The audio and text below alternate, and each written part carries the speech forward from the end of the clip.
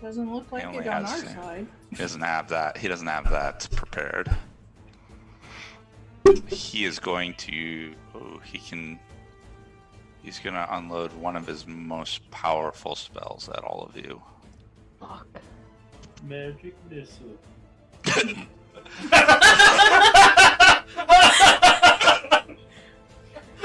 You killed.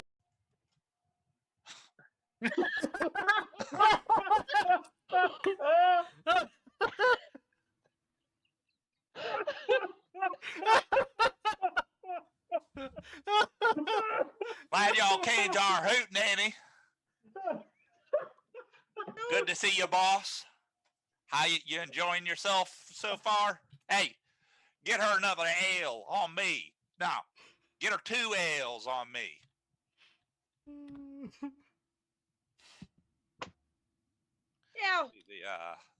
Oh my god. The Why croaky not?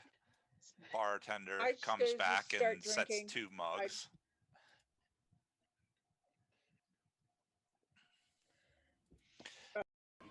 I am sorry, I am trying to be helping, but What happened to Trinia? she just disappeared. I did. We lost the kid. I am not understanding. She just got hit by one of those raisins. She disappeared. She is gone. And Arabella said I turned to stone? You were a statue. Welcome back. You know what? I just give him a hug. A big Okay. chalky hug. Okay. This is not the time. Let's get this battle underway. We're going down. Get down, get down. Biddle-lip. Jungle boogie. It is Toivo's turn. Toivo appears, closes his eyes as you explain what's going on, turns its head to look at, or to its head so it's facing the Hound of Tyndalos. So Matt and Brian, you hear the cat just growl real low and dangerous. Nick, you hear meow meow, I can smell you, meow meow meow. Roll your attacks.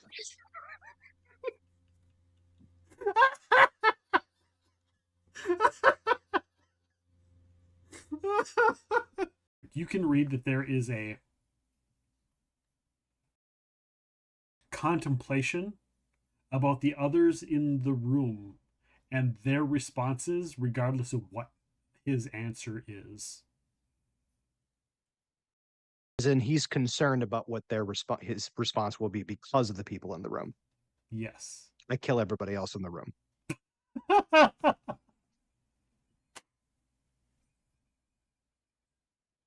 He just side-eyes you and looks at Arabella and says, of all the places you wanted to fucking teleport us, you brought us right in front of the king's nose. Yeah, because I have to warn the fucking king. So you should probably leave. Go slink off into your little hole. And maybe warn your people. He looks like he's about to punch you. There is a 1,000-year-old dragon burning down a city with over 100 giants right now. I don't have time. Remember, the only reason that any of that worked back there is because of me. Yeah. Do you want a prize?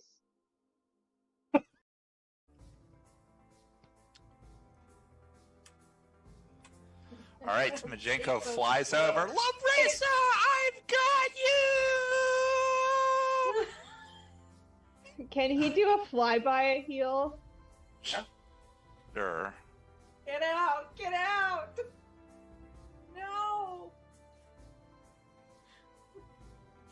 Sure, he'll go right there. So you see that guy shows up and swings at you, and it scrapes across your armor as you cast your spell. Go. Mithril breastplate, bitch.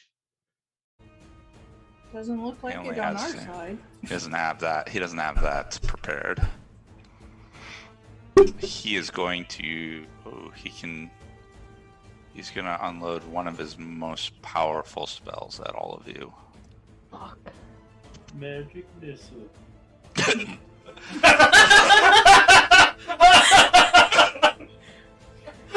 You killed.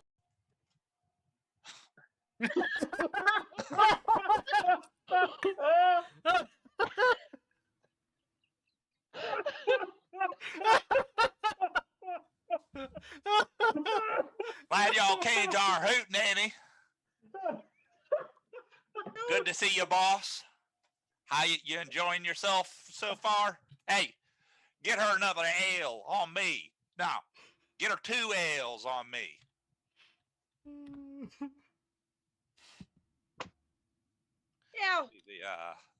Oh my god. The Why croaky not? bartender I comes just back start and sets drinking. 2 mugs.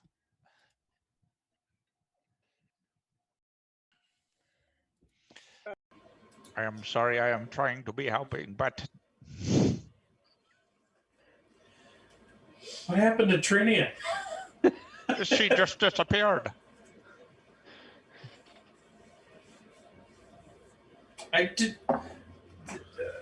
We lost the kid. I am not understanding. She just got hit by one of those raisins. She disappeared. She is gone. And Arabella said I turned to stone? You were a statue. Welcome back. You know what? I just give him a hug. A big Okay. jockey hug. Okay. This is not the time. Let's get this battle underway. We're going down. Get down, get down. Biddle-lip. Jungle boogie. It is Toivo's turn. Toivo appears, closes his eyes as you explain what's going on, turns its head to look at, or to its head so it's facing the Hound of Tyndalos.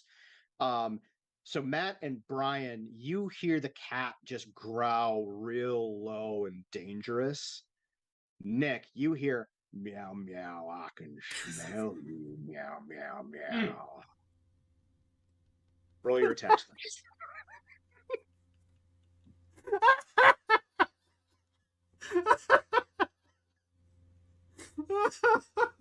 You can read that there is a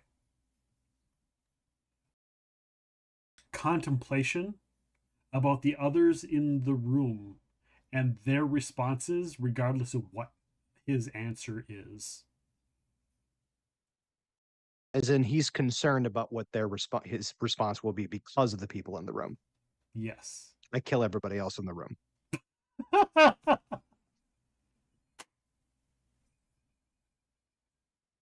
He just side eyes you and looks at Arabella and says, "Of all the places you."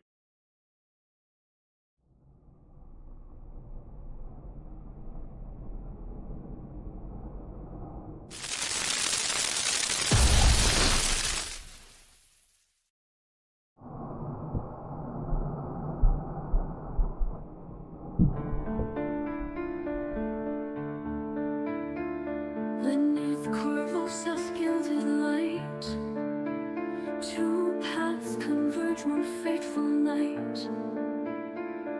Rose and souls, their tales align, a conquest forged in space and time. Dice roll in the twilight, threads of fate entwine. The boneyard calls its champions as ancient runes still shine. Rise, oh heroes brave, face the dawn that craves. In the dark we stand, together we defend the land. Our faith now forged in precipice, the stolen conquest.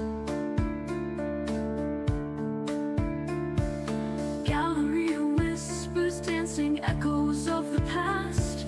Ran the Lord's wrath, encroaching stolen souls are cast. The plains and powers tremble as destinies collide. Heroes bound by duty, through chaos will decide. Rise, oh heroes brave, face the dark that craves. In the dark we stand, together we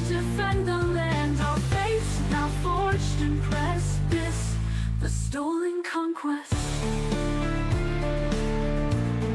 Stolen Conquest. Legends weave together across the multiverse. The throne of souls, the power, a blessing or a curse.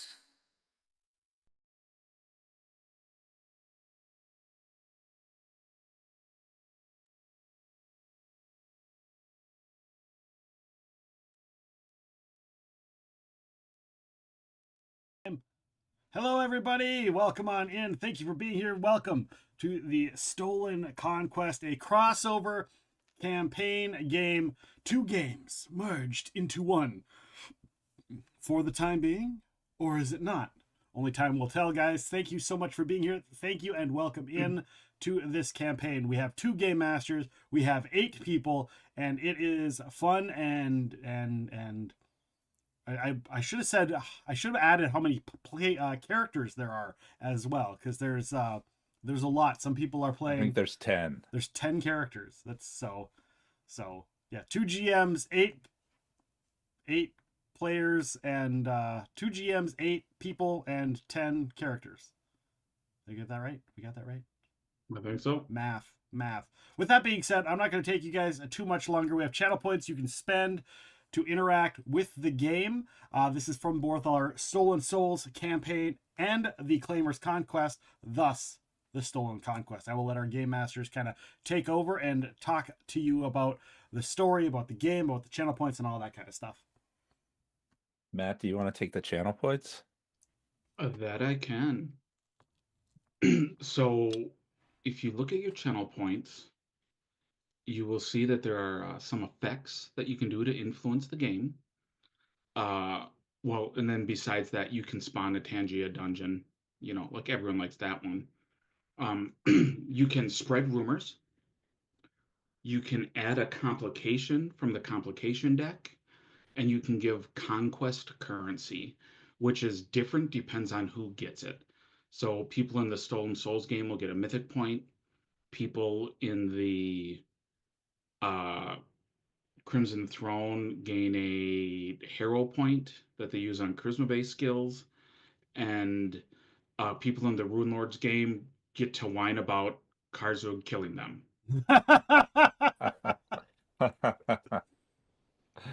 Shade.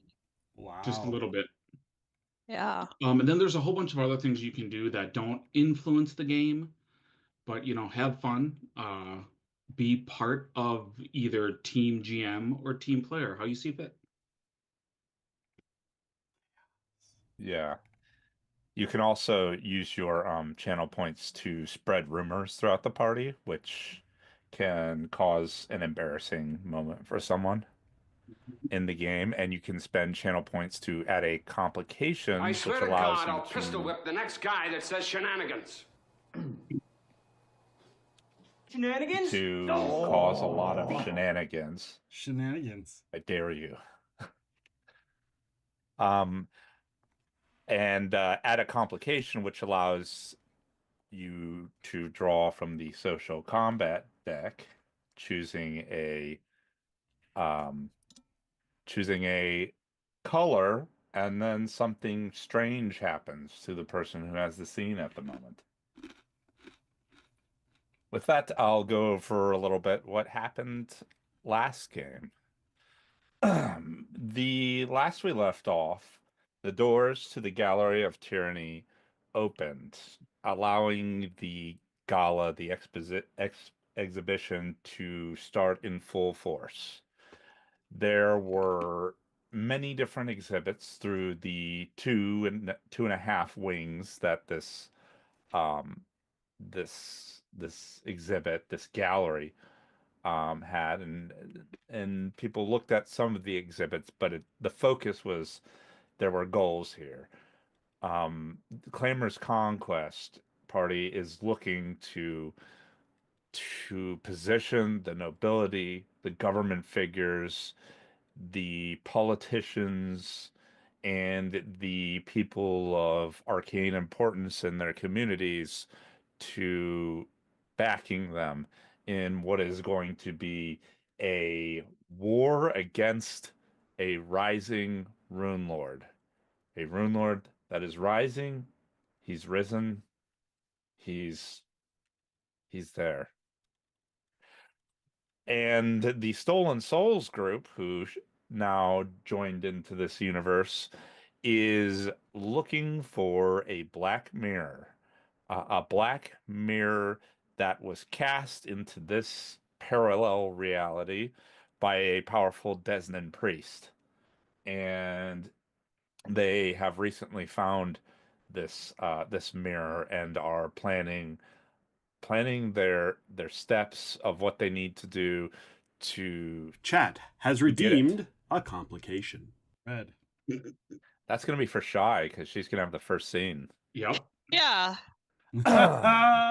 That's Shy's already in a bad spot because the Yeah. last we left off, Shy had followed Miss Savasha Versailles into an office on the pretenses that the mirror, which the other part of her group, unknowns to her, had already found, and instead the noblewoman revealed herself to actually be Myra, the ex-Red Mantis, who the Stolen Souls group had come into conflict with once before, stabbing Shy in the stomach. And that is where we start, is with combat between a very wounded Shy and this Red Mantis, and the complication fittingly was chosen as red. Yeah. Yeah. F you, Steven. Which room was this in? I'll move you over there. Okay. Oh. Chat is rewarding conquest currency for Shy. There we go. Look at that. Gave The and shark took giveth away. and taketh away. So she had just death attacked you and you had survived. She spends a mythic point for an amazing initiative, and you see the whole area around you becomes silent. Roll a niche. Hmm.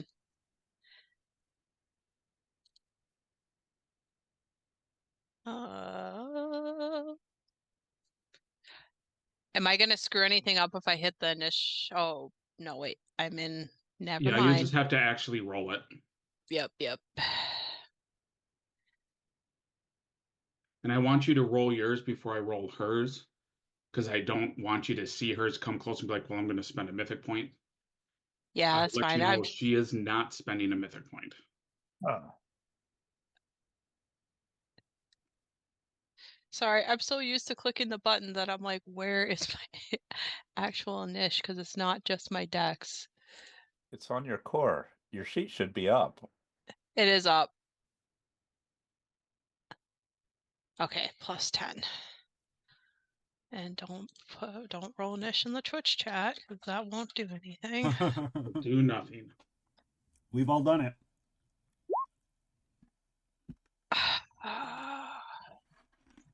I will spend that mythic point I just got. Yep. D8s.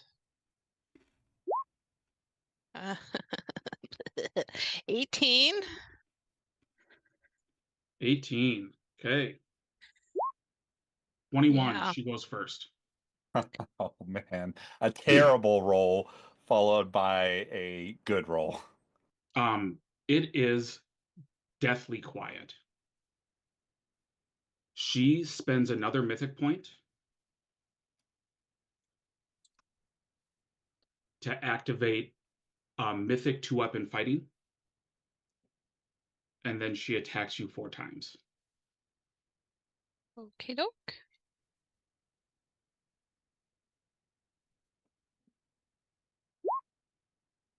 Hit, possible crit.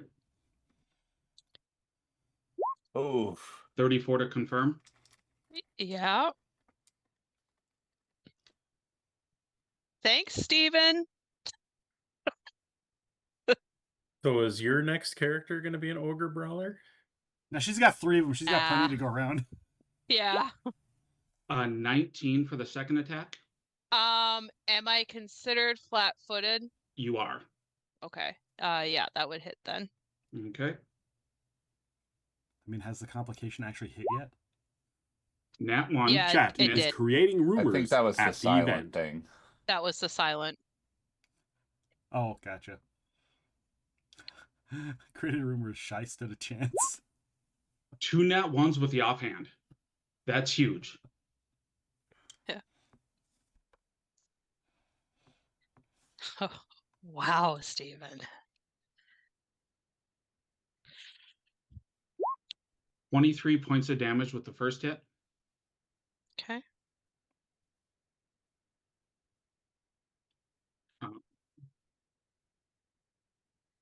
This hit is non-lethal. 23 points of damage. It's non-lethal? She's not trying to kill you. You still fall unconscious. Well, was the first hit non-lethal? No. Okay. Well, regardless, let me just make sure that she has this mythic ability. Because I have 2 characters I was looking at this mythic ability for. Was that the crit? Oh, I didn't even... Sorry, so that would be 46 damage for the crit. Thank you, Andrew. I forgot that that first one was a crit. Yeah, well, the 46 would have put me unconscious. Okay. She wouldn't take the second hit. Well, okay, so wait. I have to do math. Yeah, so add the 23 back on and then subtract 46. Because she might be dead. Well, it's double my con score. So just trying to see if she's dead. If you have a con of 8, then you're a dead. I have a con of 12. So, but let me... I just have to make sure. Because I was expecting a turn.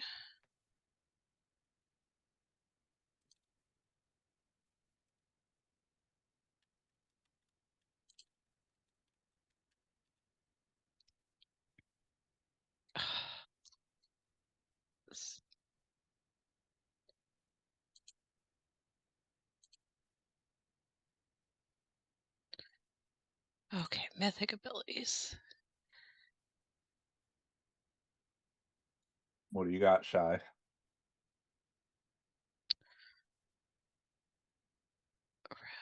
Relentless healing. Okay, no, that's recuperation, amazing initiative, hard to kill.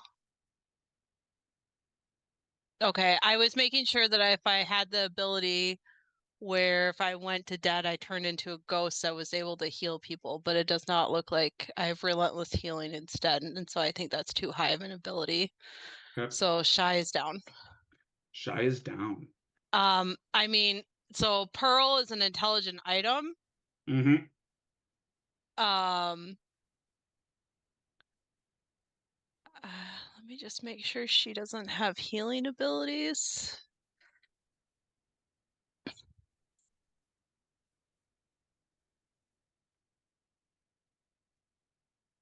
No, and she used all those spells. Yeah, and Pearl has the ability to talk, but we're in a silent area. Now, here's a question. Did she cast the spell to do silence?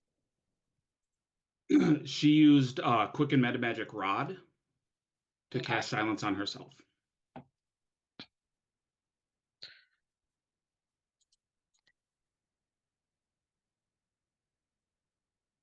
Yeah, the only thing Pearl could do is she can change shape.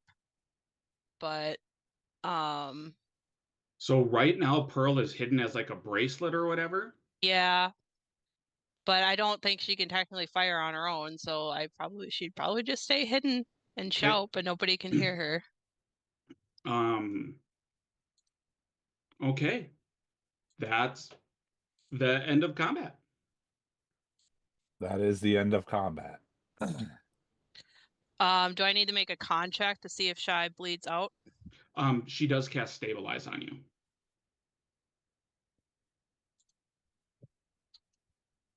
Okay. Okay. So, Can she cast in a silent area?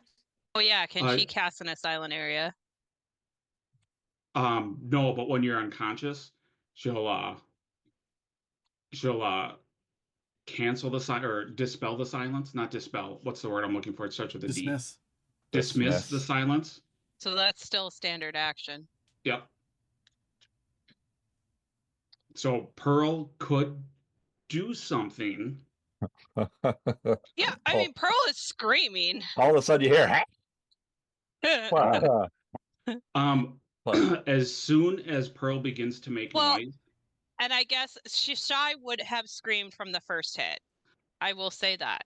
Because that was like of the complication, it was like she hit you, complication, quick and silenced. Then scream. Okay, so Shy loses another point. She then stabilizes you, spends a mythic point, and you and her dimension door away.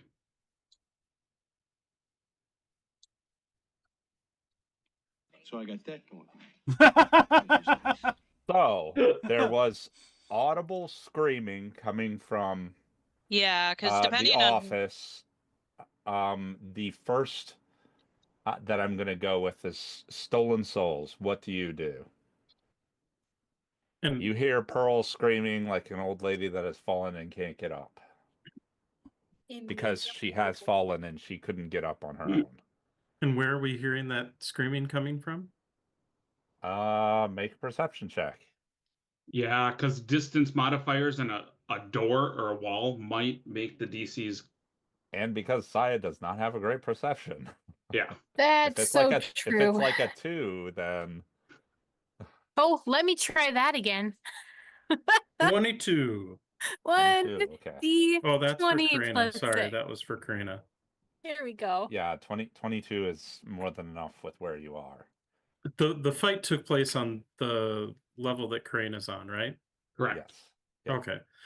I'm assuming Brianna wouldn't, because they were upstairs. We'll get to them. We're Fair doing enough. Stolen Souls first.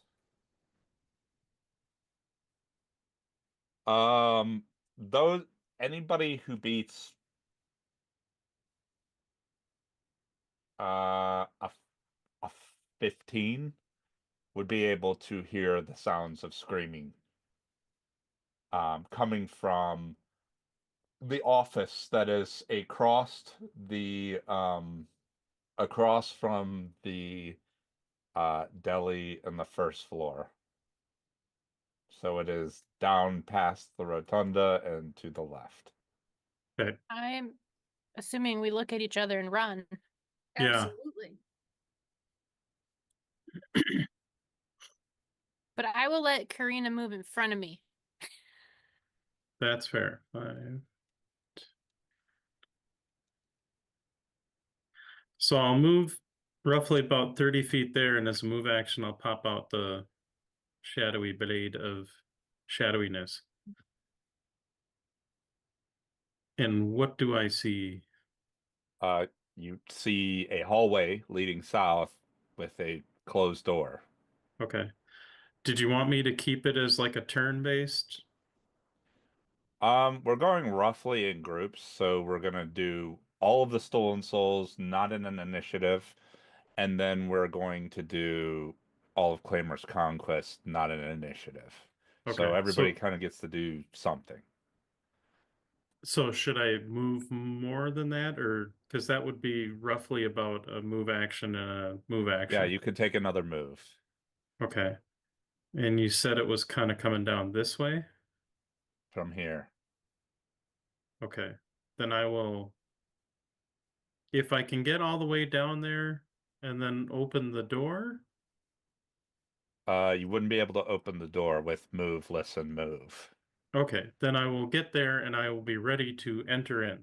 Okay. I can come around. I should be able to cast open close. Yeah. I forgot that Falds is also there, so Falds will follow them if she sees, because they're in the same room. Yeah, you can see you can see Saya moving down the hallway.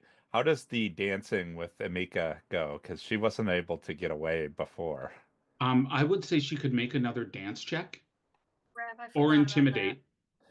Yeah, normally you would just be able to get away from the people in this room, but the people in this room are drunk, and it's gonna require like a Dalibor bomb nearby to get their attention.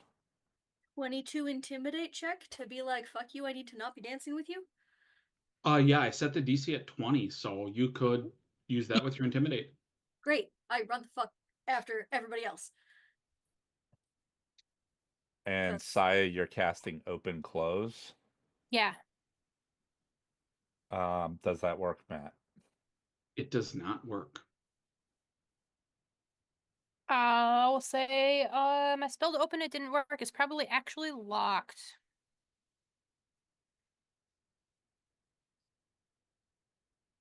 Okay, so move and cast a spell for Saya, move and move for Falds, intimidate and move for Emika. Yep. Move and move for Curena. Arabella, when we get to the Claimers Conquest, even if you didn't hear what was going on there, you're going to get an automatic success on a perception check, because you see the hunchback that is in there with you that was talking suddenly jerks up and he brushes past 15, 20, 25, 30, everyone, and goes like rushing towards the hallway. That's a move and move for him. Claimers Conquest. We are at you. How do you all react? Naveen, you don't need to roll to hear it. Miles, you don't need to roll to hear it. Brianna, I think you have a pretty high perception check too, and you're close to it. You don't need to roll to hear it. Okay. Dalibor, what's your perception? That's 13. Okay. Go ahead and roll. And I'm with somebody who's boisterous and I'm being boisterous, so I'm pretty sure. Yeah. Oh, 23. You do hear it. And all of the Claimers Conquest people also notice that much of the guests have heard this as well.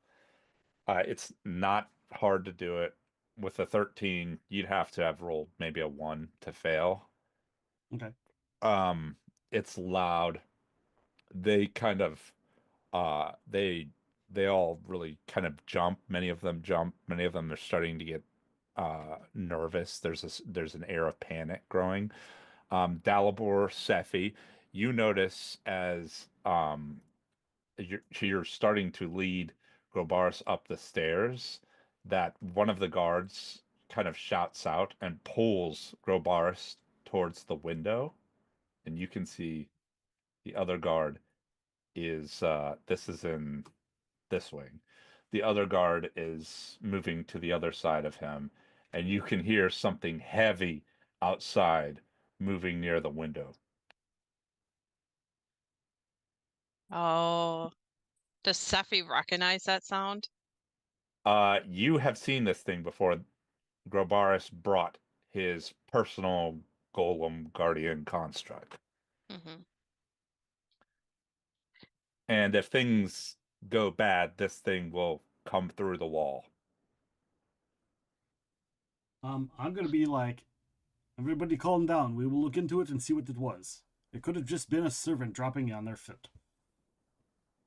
Not that I necessarily believe that, but to calm all of the people down, that's his goal.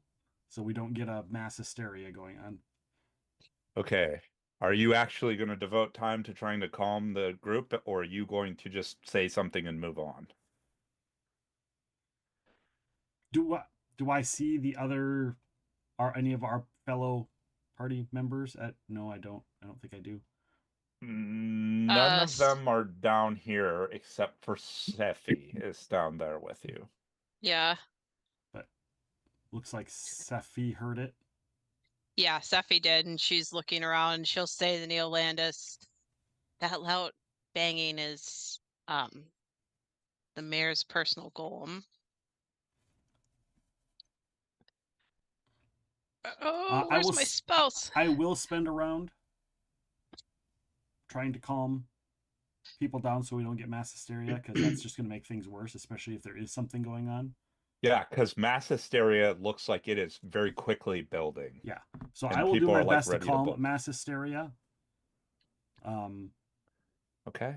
And I will also eyeball Seffi, since she's the only one in the room. Like, can you go see what's going on? You know. So here's the deal.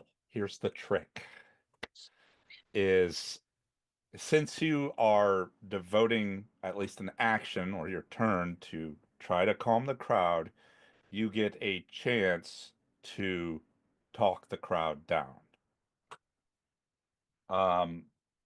The way this works is it is an intrigue rule set that I can lead everyone through called a verbal duel. You can see that there are people that are looking like they are ready to bolt, some that are more panicked, some that are building the panic within this crowd, counterproductive to what you're doing, and others that have a vested interest and are trying to help you. Okay. Since you have set the tone with kind of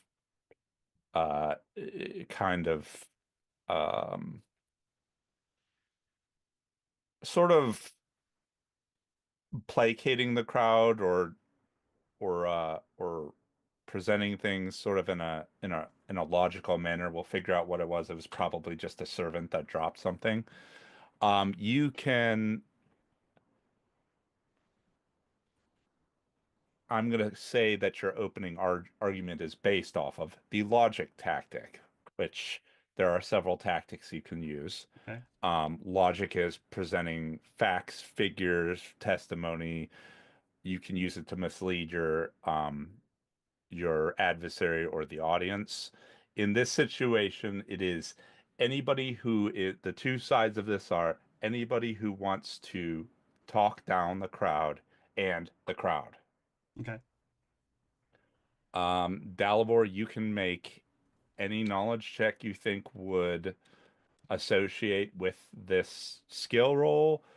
You could use a profession check that you think might be applicable.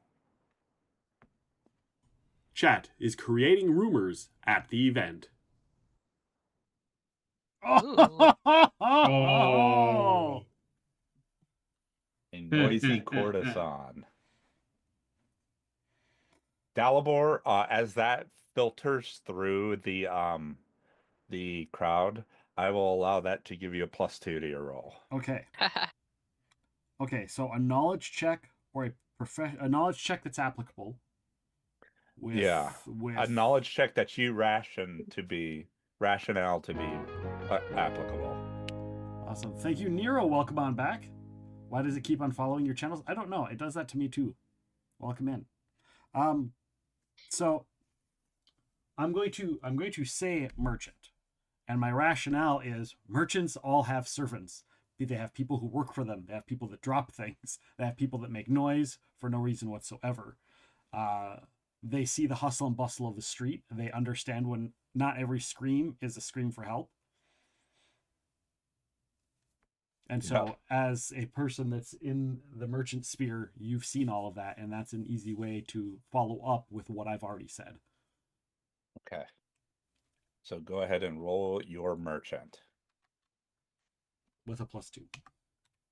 From the noisy courtesan. With a +2, correct. Oof. Okay. So with your opening, you effectively set what the DC is that they have to beat.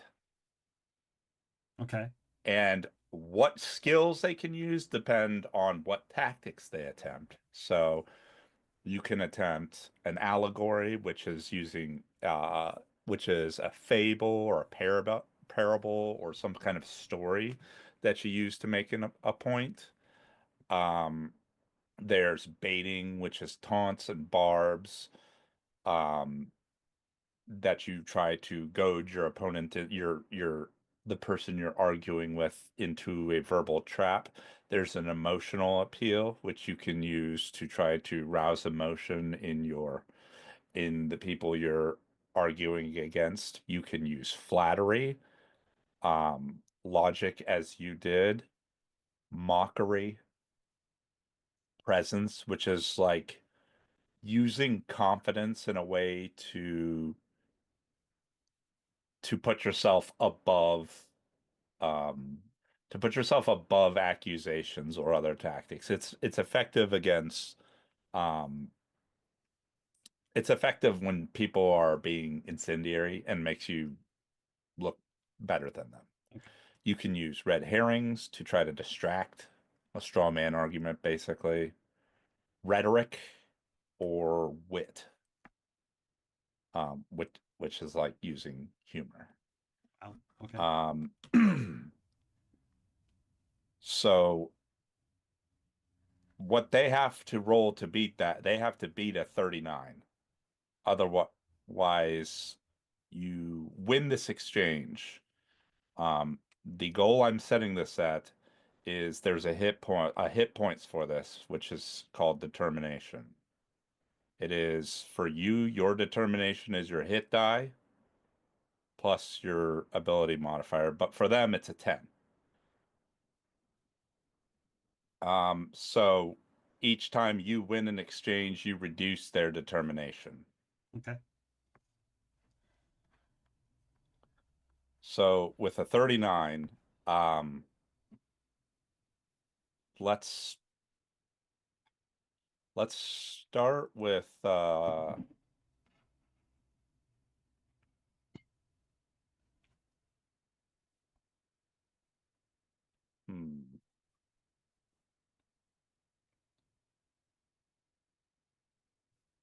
you can see Tuttle speaks up. He says, that was clearly not the cry of somebody who had dropped a pan. It was a blood-curdling scream. We've heard such when this city was under siege and in panic. In fact, this city has suffered too much from disorder. If we do not remove ourselves from this danger, and he points in the direction, we risk making the same mistakes that led to our past tragedies. Because he's decided to respond to you, there's now stakes in the argument. And that raises the argument's ante, which is a penalty you suffer to your determination, to 1. And he has to beat a 39. Damn you, Tuttle. You're supposed to be on my side. Holy shit. He did not beat the 39. So you can see people are looking at Tuttle, but they don't seem like they're really convinced. And the crowd loses a point of determination. How about the rest of Claimers Conquest? Sephi, you're nearby. Anything you want to do?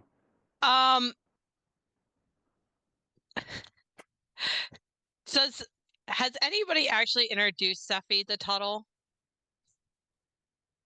Or introduced, does Sephi know who Tuttle is? Probably not.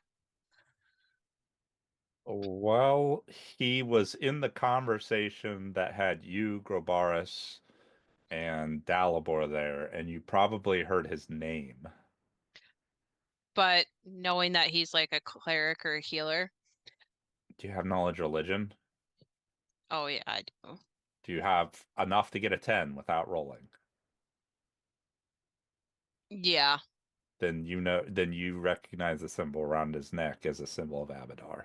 Okay.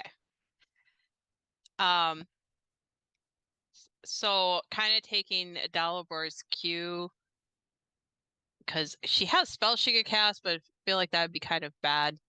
So she's just gonna say, I can go resolve this. I'm a healer, and I've been in combat several times, and I'll go take a look. And if anybody's injured, I'll heal them up, and then we can just continue. It'll be fine. And if somebody's being aggressive, I have spells to take care of that too. Okay. So, what kind of skill do you want to use for this?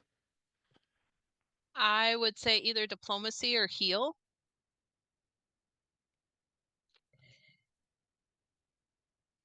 Okay.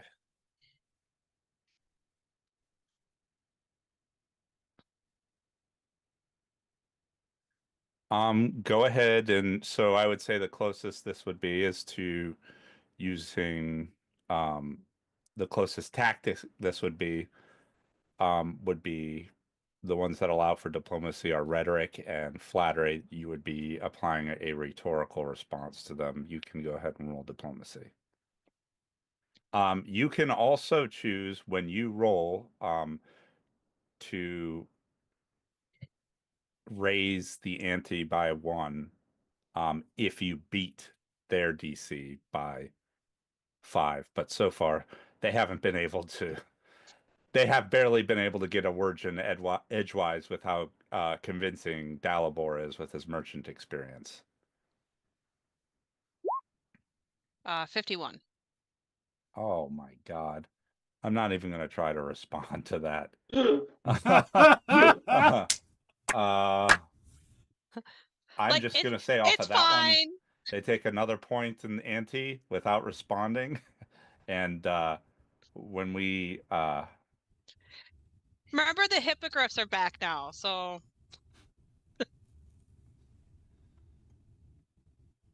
Yeah. So that's 2. If you get 5 points down on them, then you've convinced them to stay. And without even a back and forth, really, you've got 2 already. With that, there is somebody who does speak up. Is it me, Andrew? I was thinking that this would be... Yeah, we can have it be you. Cool. You see Lady Scaranetti. She looks up and gazes at each of the nobles that are here, and her eyes kind of linger a little too long on you, Dalibor. She's like, "Ugh. A proper noble does not remain in a crumbling hall. We must set an example by acting with dignity, leaving quietly before this turns into an undignified spectacle. I think we take this time and leave now while we still can." And hopefully she doesn't roll like absolute horseshit. Like Tuttle did. Not terrible, but not a 51. So for the next person who decides to continue that exchange with her, the 33 will be the DC. However, going upstairs, Naveen, you hear this scream for help. And what you notice up here is you see, like, reactively, Glorio's head turns towards it and his hands motion in the way of you knowing that it's a spell being cast.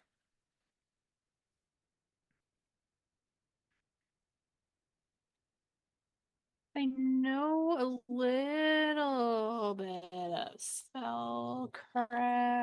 Can I see if I can figure out what he's casting? Roll spellcraft. I mean, probably not, but it's worth trying.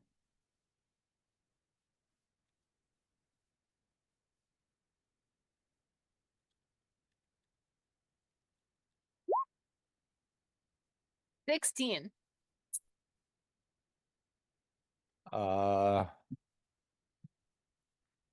Is it 15 plus spell level or double the spell level?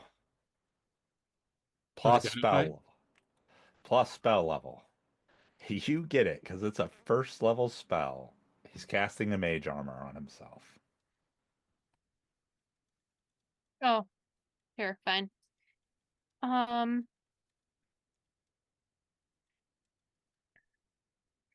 And we can tell where it's coming from? Like, You can. It sounds like it's coming from like the opposite end of the building downstairs, like far from you. um,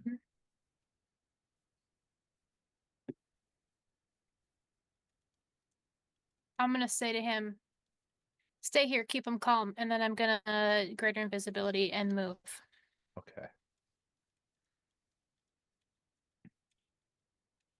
And I'm gonna move because I don't know exactly where it is, so my thought is to get out to the main level that overlooks like the front door and the 5, 10, 15, 20, 25.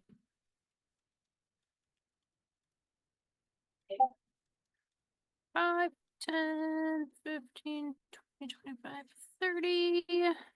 So as you move to there, you can see the king is there, and the guards just kind of like Secret Service dogpile him and are like, "Protect the king!" And they're just like forming this barricade. They shove this woman out of the way.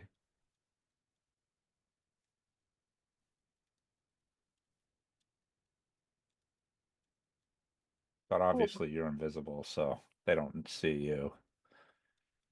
Yeah. Let me see. I haven't done this in a really, really long time.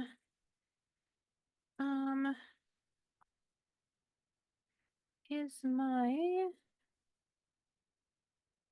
visibility trick a standard or not?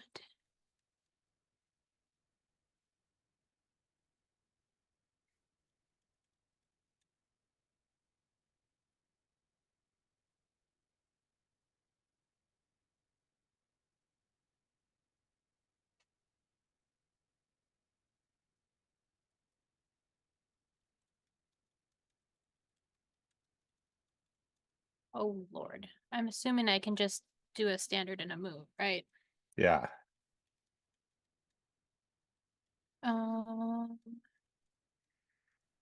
So then I don't see anyone else from our party.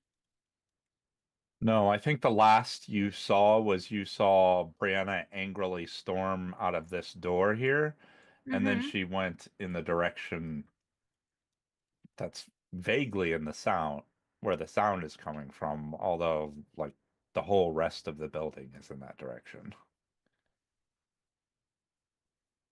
Okay, maybe I wouldn't turn invisible. I feel like I'd rather double move.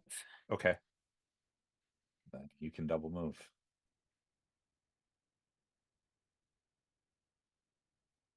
Okay, I should be able to get there.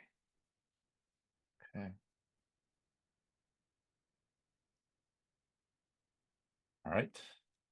And Miles and Brianna, you both don't need to roll. You hear the screaming. It's like, it sounds like it's almost directly beneath you. How far down is it to ground level from where we're at? Probably 25, 30 feet. Okay. It's a pretty tall building.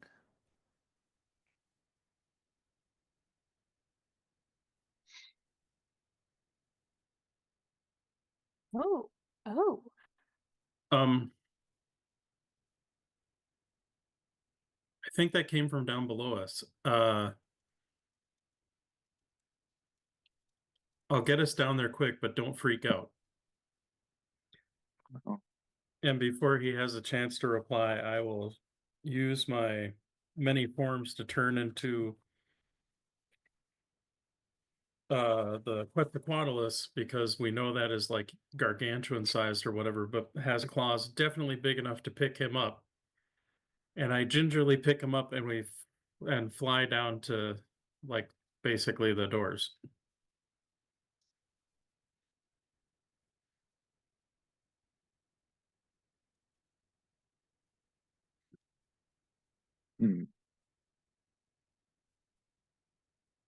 And that would be it for me, because it's like a standard to do that, and then the move to move. And that's assuming if you allowed me to grab him without taking much of an action to do so. Yeah, I'm going to move you onto the other map. Okay. Sounds good. Oh, crap. It didn't grab you.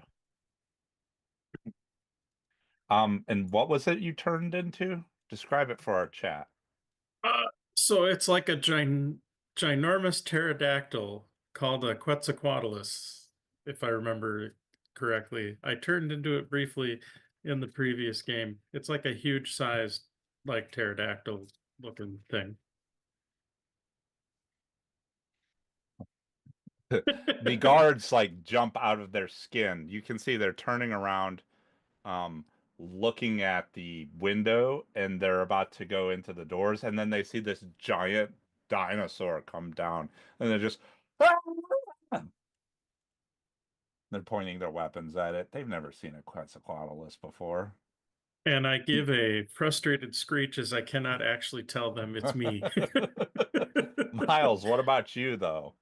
You can see two terrified guards, and there's Magnamar people. The Magnamar guards are on the roof, but you can see they turned back and they watched and they saw you transform into this thing. And they're startled. They're like, she just turned into a dinosaur or a dragon. But they don't do anything. But the ones below didn't see any of this and like are panicking. Well, Miles is definitely accustomed to this type of stuff. He's seen plenty. He's seen and killed dragons, so not much phases him. So he's just going to calmly as possible tell the guards, you need not be frightened. Be not afraid. You need not be frightened. This is one of the guests who has kindly decided to help me get down to the bottom floor so that I can make a request. Chat is creating rumors at the event. Do either of you have... Oh, that's interesting. Ooh, that's an interesting. Do either of you gentlemen have a bow? Chat or one has that redeemed I may borrow? a complication. Oh, shit. Everyone gets one. Oh.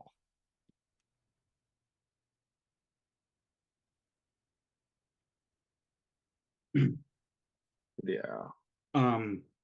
As you're talking to these guards, you see all of them are wearing some type of holy symbol. These are all men and women of faith. And you know, to get them to stand down, you have to appeal to their faith. So you can either try to make a sense motive to gauge what to say, or a knowledge religion check to pull tenements of their faith to use in your argument. That's going to be easy for Miles to determine. It's going to be a sense motive. Okay. Having to deal with high society lately, he's brushed up on his ability to read people. Yeah, you beat it by 10. You see that the guards don't have bows, but one shakily offers up his heavy crossbows to you. Okay. All right. and he looks up. He looks at the dragon, and he said, and then he looks at you, and he's like, "You must be the dragon rider." In effect, yes. And the other one is, as you're just politely and calmly laying out this explanation, the other one's like, "Open the door for the dragon rider!" And the two doors fling open, and Stolen Souls, you see a man riding. Many of you are probably able to, well, make a nature check. And does anybody not have nature? Karina doesn't. Karina, this guy's riding a dragon.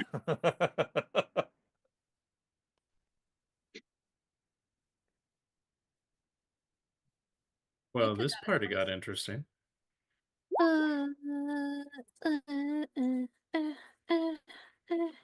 Falls rolled horribly. Oh my god, it's a dragon. Oh god. I got 7. He's riding a dragon. It's the dragon rider. Do we recognize him from the party? No. I don't think so. Or are we going off of the kind of the same perception roll as hers? Well, I guess I didn't roll knowledge. Who was upstairs and witnessed Brianna storm out of the room when she felt that strange, like, Zonkathonian shift? I mean, technically, Karina and Saya were there. Okay, so the two of you recognize this man because he went out after her. He went after the creepy girl. But from, like, the porch party, nobody would have picked this guy out. He was hiding the whole time. Fair enough.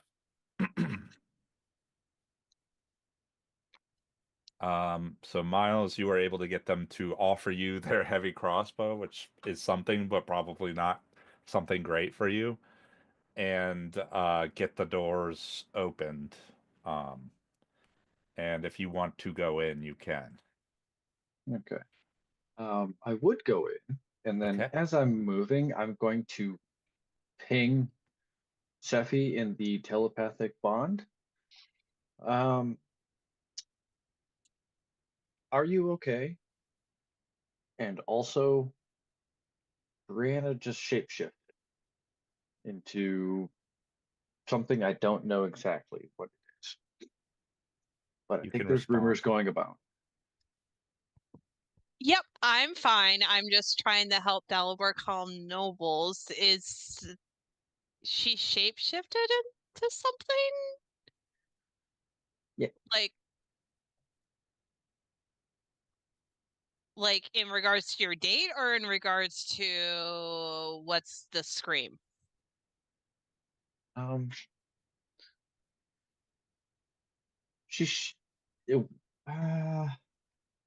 think she's some sort of magical shapeshifter, kind of like Odrisier used to do. Except she became something dragon-like. I'm guessing.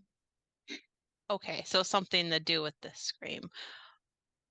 Well, that's pretty neat. And as you're thinking that, you now hear Lady Scarnetti saying her very uptight speech. Arabella. Yeah. Arabella, you are in the room with, you see the hunchback get up and leave. You notice the other mages, at least Caleb and Toph, seem to have picked up that there's something going on. You notice the two of them snap to attention, but Toph's eyes kind of dart from you to the direction. What do you do? I'll look at them and I'll say, I'll take care of it. Or I'll look into it. Okay. And she'll follow.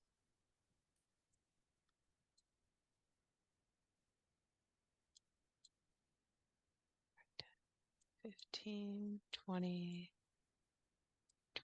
$25, $30. It sounded like it came from, well, make it a perception check. Yeah. Not Arabella's strong suit. To pinpoint where this sound came from.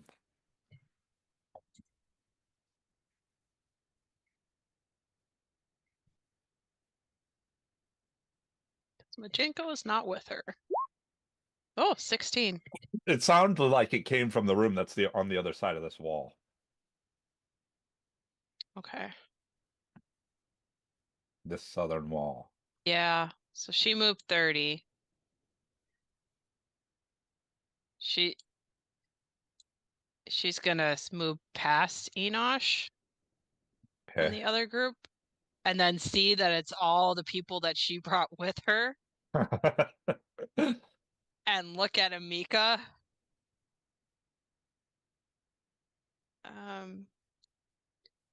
Well, I think she'll look at Amika because Amika's kind of been the troublemaker in this group. And she's gonna like kind of stage whisper and say,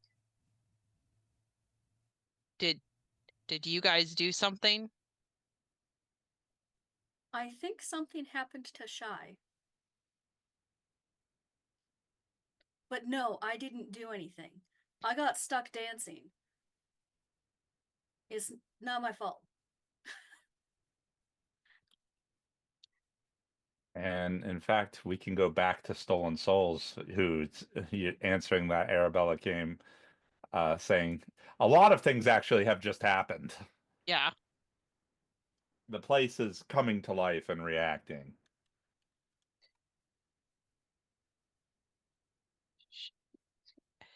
I don't think you guys introduced yourselves to Arabella, but she's pretty smart enough to know that there was a big gold lady. So she'll be like, is that the tall gold one? Yes. Some lady walked her down this direction, and then there was screaming. Although the screaming sounded more like Pearl, but I think that means that Shy's in danger. So...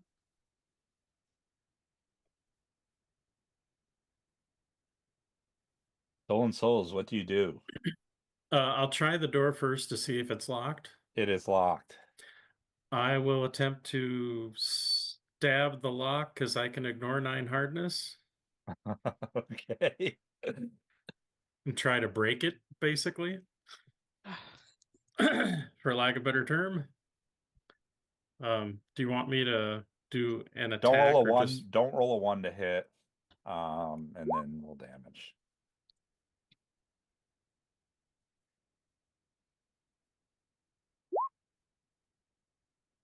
$18 damage. Check and it's 27 because you ignored 9 points. Well, and I ignore 9 hardness. Yeah, that's probably enough to cut through this. Yeah. This lock. You slice right through it, and actually, with there no lock or no nothing, like you just cut through it like this, right? And the handle just falls out. More or less. The door just swings open. And then I will enter in and probably get to about here till I realize that there's no one in the... Oh, wait, there's a door to the south here, right? Does Shy have blood? Yeah, but it's gold glitter blood. Yeah, you can see there's a big pool of glitter on the floor that you just stepped through. We've seen Shy, but we've seen Shy get injured before. Do we know that's how she bleeds? Probably at this point, yeah. Okay. Bulge is probably in a panic. Yeah. If I can, I'm gonna move to this door, and honestly, it's probably gonna be my... Well, if I can do that, I guess, because I realized I technically tried the door. So I tried the door, it was locked, then I stabbed it, it went in. I guess what actions do I have left at that point? After moving to this door, you have nothing left. Okay, but I am okay to move to the second door? Yeah. Okay. Then that'll be Karina. Oh, and Karina will say, Shy's been injured. And kind of nods towards the pile of glitter blood. This is gonna kind of suck for Falds, but I think she's gonna try to look for any tracks in the blood that aren't Shy's. That would be a survival check.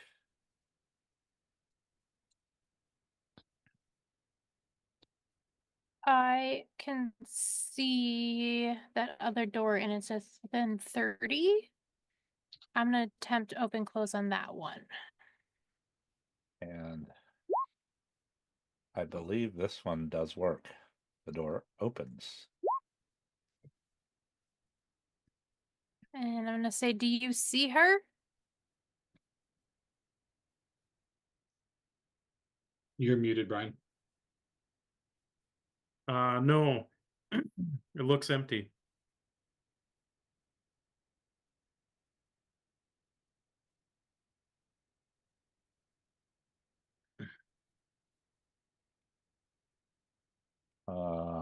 Okay. Would you like to move in, Sire, or stay there? That was a 30 from where I was before. Okay.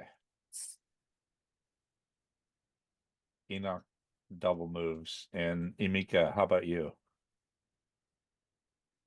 She'll move in. She can get, I think, there with her move. Yeah, you're like right in the blood pool. Cool. Maybe I will stand by the desk instead.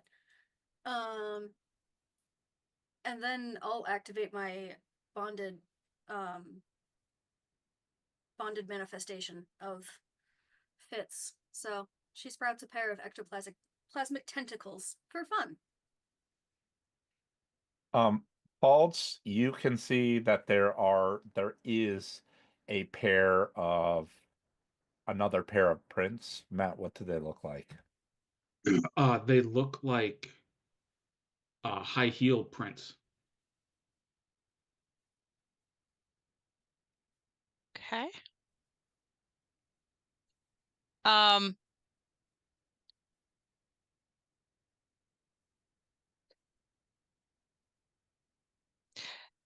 So just for my clarification, do we know that Shy went in with that specific lady? I think Emika probably could make the closest educated guess. Yeah, you didn't see them go in, but you saw them walk down there together. So Falds will say, I have a spell where I can see who made these tracks that were with Shy, but it's going to take me a minute. Because Falds has residual tracking. Would that tell you where they went? Or just who it was? Who it was. Do you have any magic that would tell you where they went? Falds will say no. Okay. Arabella, on the other hand, but Or Naveen, yeah. But I don't know when you want Arabella to go. With the Claimers Conquest group. Okay. I guess if Arabella would overhear that conversation. Did everybody in Stolen Souls get to do sorry. do everything you needed to do? Okay. We can go to Claimers Conquest. We'll start this time with Arabella since she's right next to them. Yeah, sorry, my brain farted.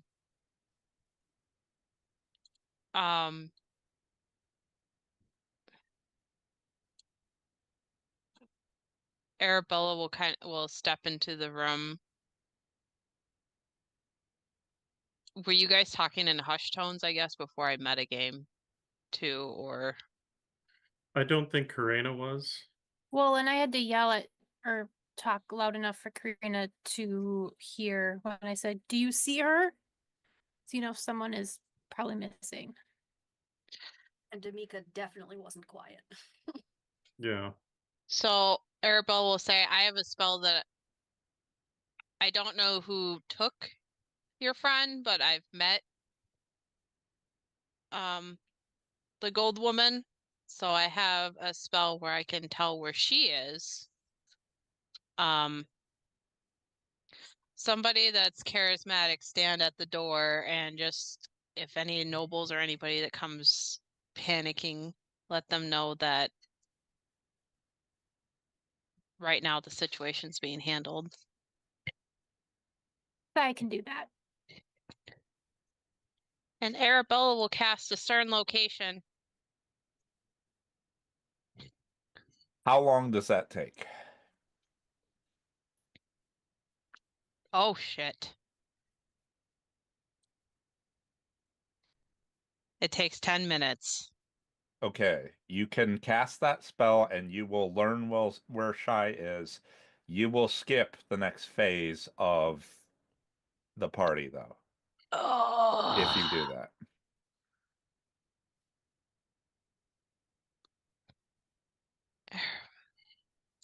Or your next opportunity for influence checks. I mean, it would be kind of lame of me to roll that back and say Arabella wasn't doing it. Well, you would know.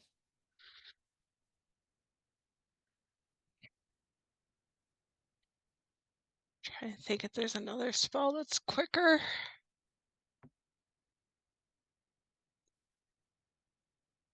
You said this is her blood, and it's a lot of it? Yes.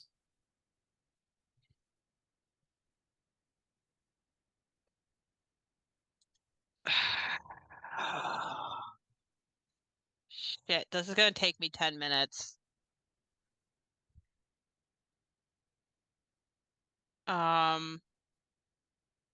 Yeah, she'll do it. You're going to... Wait. Can I have, this is stupid. I have Arcane Sight. Can I see if there's any lingering auras?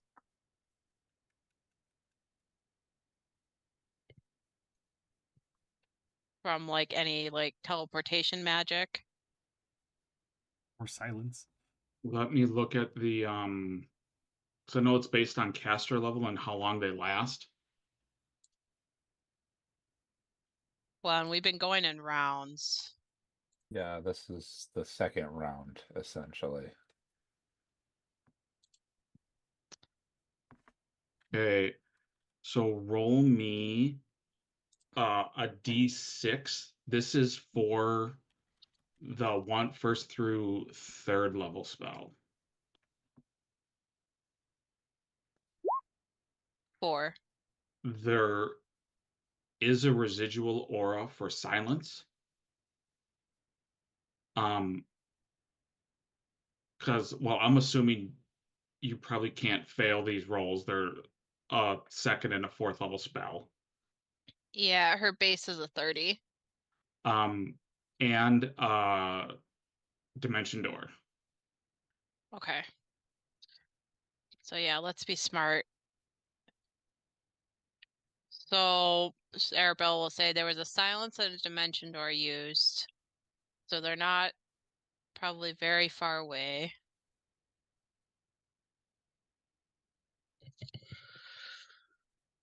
This is from your permanent arcane sight? Correct. I have Okay. permanent arcane sights and see invisibility. And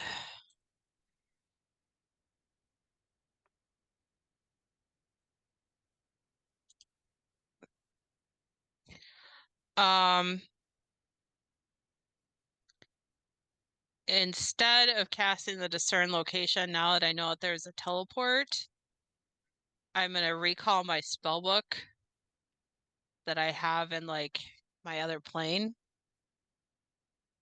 Okay. And What kind of action is that? I'm assuming it would be a standard action, and I'm going, because I don't want to use a limited wish, I'm going to start looking for a spell where I can analyze portal, because I'm pretty sure I have that, but I don't want to hold people up. What is the action to recall to change a spell? It's a full round action. So this round you moved, you used a standard to recall. Next round you will change your spell. Basically, yeah. Okay. Naveen, Yes. I you know. double. I know none of what has happened downstairs. Mm-mm. I kind of want to yell over my shoulder. You know he fought in the front line last week. Like, what are you doing? Calm the crowd.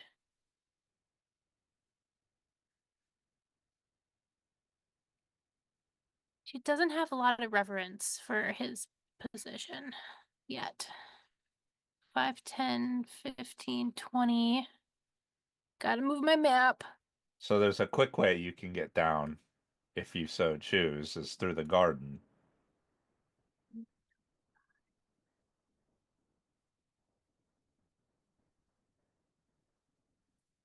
But can I, if I'm in the garden, can I see the front or the back? You cannot see.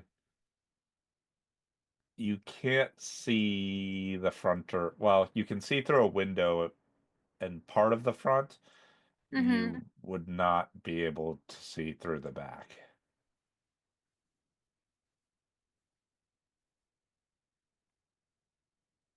Oh, there's not enough of me to cover the exits. Damn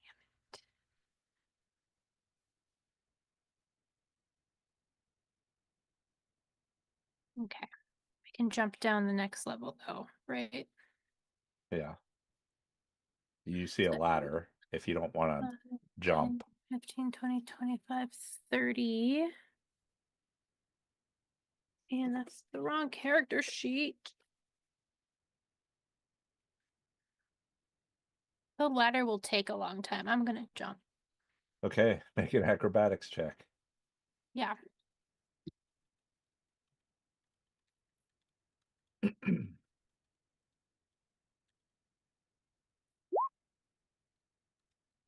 $23. Okay. You are able to land on your feet on the lower level. Chat has redeemed a complication. I will move you. Oh, of course they did.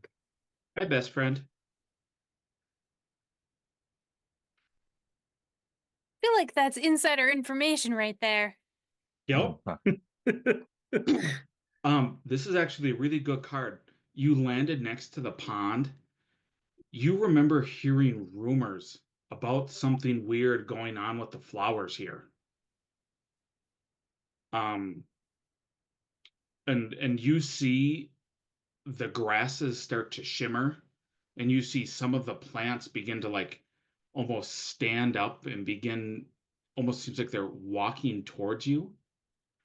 You can either try to be diplomatic with these plant creatures, or you can try to use knowledge nature to try to calm their ways.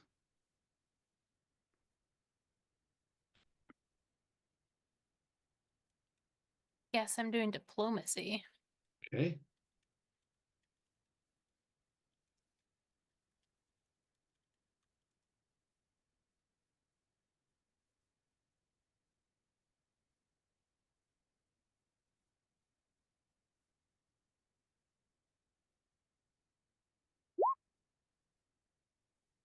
Say, yeah, 17. Talk down the flowers.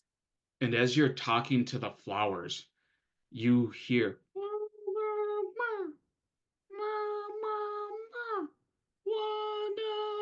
us, one of us, as they swarm you, delaying the rest of your turn.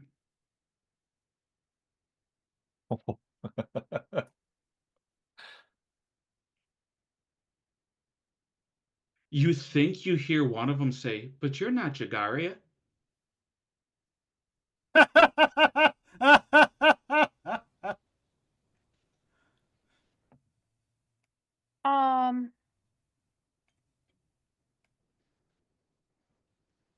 How far after a roll can I use my hero point to reroll charisma checks?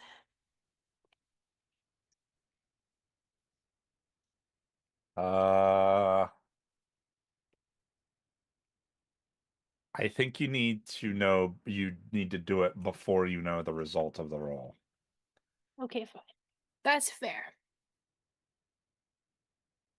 Okay, I guess I moved. Dalibor and Sephi. Dalibor's the already two up of there, so I you. don't need that over there. Oh, the two of you can see Jagear shuffles in through the door to the lobby. You can see his priority is he's panicked that exactly what is happening is going to happen. Just cover his mouth. Uh-huh. I just cover his mouth. No. Where is he? Is right next to you. He is him as well as Selena are aiding you essentially in talking this crowd down if you continue to pursue that. Okay. They will each grant whoever's speaking an edge, which is essentially a reroll of your check. I thought he was going to help rile them up more. I was like, no, don't rile them up. No, he does not want them leaving. Great, then yeah, I won't. That would I won't cover his mouth. Destroy his the reputation of his gallery. Okay. So Dalibor or Sephi, who wants to respond to Lady Scarnetti? Dalibor does, for sure. Okay. Good. Sephi's like, Miles was talking to me and I only like half heard what she said. First, Dalibor what was the tactic that Lady Scarnetti used? Sorry, what was that, Andrew? What was the tactic that Lady Scarnetti used? Lady Scarnetti used presence. So Dalibor, being somebody who is socially kind of experienced, you know that using tactics of wit and appealing to people's emotions are effective, can be effective against presence. I'm so confused at how all of that works. So I can only do certain things then? You can choose to use any of the tactics you want. You just get a bonus if you use those two. Okay, I don't really know. What are the two again? Emotional appeal and wit. Okay. I was coming up with my rebuttal while we were in between. Okay, you can also just give your rebuttal, and I can filter it and give you a check based off what's closest to it. Yeah, you'll probably be able to figure it out. So first thing Dalibor is going to do is he's going to whisper over to Tuttle, "Once again, I'm disappointed with you." And then he will look over at Scarnetti and be like, "Wow, I am unsure where your nobles come from, but this is Corvosa. We don't run and scream no matter how loud and scary it is. As a noble, we lead by example here. And running from every minor inconvenience, running from every little thing, it only means eventually you have nowhere to run. You have no options to run from. And nowhere to go. I'm Dalibor Malovra. I'm the hero of Corvosa, of many. I'm noble of Brevoy, healer of Bloodvale. I will not scuttle like rodents. Has redeemed a complication. I will not scuttle like rodents. Those of true valor will stand brave. I would not be surprised if the other heroes of Corvosa are already looking into helping whoever is in need, because that's what we here in Corvosa do. Be it born here, anointed here, moved here. Now come, all of you here. Surely you're not lesser than an everyday Corvosan. Stay here while we look into whatever this sound God is. damn it, Epic Realms. As you say that, you feel sweaty. Like the emotion is kind of catching up. Your fight or flight system is starting to be at war with itself. I need you to make a sense motive check to either like figure out the root cause of this in you to try to tamp that down, or make an intimidate check to kind of be like that. You're looking in the mirror and you're like, no, you shut the F up. I know what I'm talking about. I guess he'll use a sense motive. Okay. To try and figure it out. He's not much of an intimidator.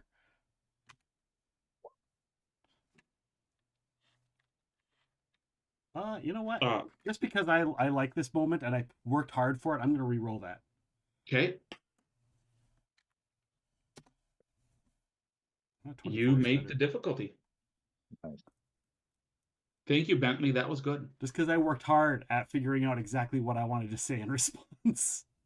I'm going to give you a long list of skills that you can associate with this check. And you just pick one, whichever is the best, I don't care. And you can roll it, because there's a couple different tactics that could be interpreted as. I figured it might be the we are better than you one that you mentioned earlier.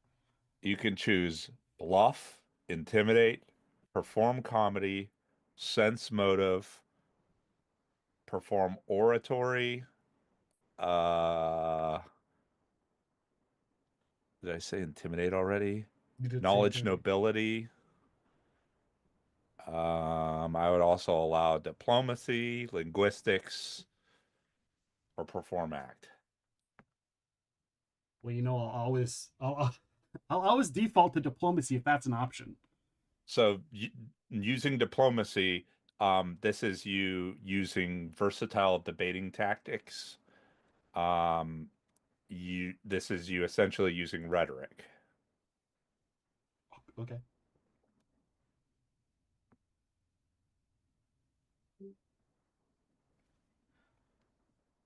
So then you can go ahead and roll your diplomacy check. Does the Drake mark apply? What is the bonus to the Drake mark? A +2. I'm gonna give you a +1 because half of these people are Magnamarian. Okay. I kind of figured that like it might not count because there's Magnamar, but yeah. And remember, you have 2 edges that you can use. What are those? Which is a reroll. Oh, they're both a reroll. Yeah. I think I will.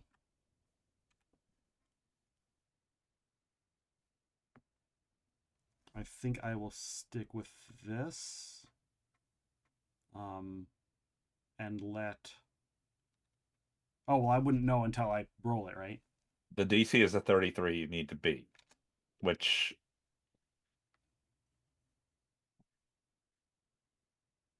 Beat or tie? Let's see. Matt does this... yeah, no, beats it. Beats it. Okay. Yeah. Oh, because it was the DC. It is the DC, yeah. If you beat it by 5, you can boost the ante by an additional 1, which can drop down from how it can be more effective in persuading them. Like I can knock more hit points off of the total. You can knock more social hit points off of the total, but you have to beat it by 5. Well, I mean, I only rolled a 6, and I meet it. So and also, this was a check. So if you choose to reroll, you could use a hero point. I mean, I would normally say you can only use the hero point before you know the results, but you knew the results, or you knew what you needed before you. Yeah, you knew it ahead of time. So. Yeah, let's use one of the rerolls. Okay. Because if we can just end this now, we can move on. We can move on, yeah. And it also helps bolster for what is to come. Like, this is important. Because... I will also feed you additional information. So they have 10 hit points, determination hit points. You've gotten 2 off. Oh, if you get to 5, What's that? Go ahead. If you get to 5, you've convinced them. Okay. Like if you bloody them, you've convinced them. Okay. If you get to 0, it counts as a success for the influence checks against everyone in the party. Nice. Okay. Meaning this exchange could sway multiple groups of people at once. So is it supporting you in the war? Is it every 5 or just 5? Like we can only. It is every 5. Every 5 you beat it by. All right. So here's my question. What does the hero point give me? It can be a charisma. It can be a charisma reroll. It can be make the GM reroll a d20, or it can empower a charisma-based spell. Okay. So it basically would give me a chance to do this twice. Yeah. All right. So here's the first. Oh, was somebody giving me a +2? Or is that just last round? That was the rumor last time. Right. That was the rumor from last exchange. Gotcha. All right. Oh my god. How? All right, and then the hero point. Are you fucking kidding me? Wow. Wow. Hey, he still Wow. met the DC. I did, but Jesus criminy.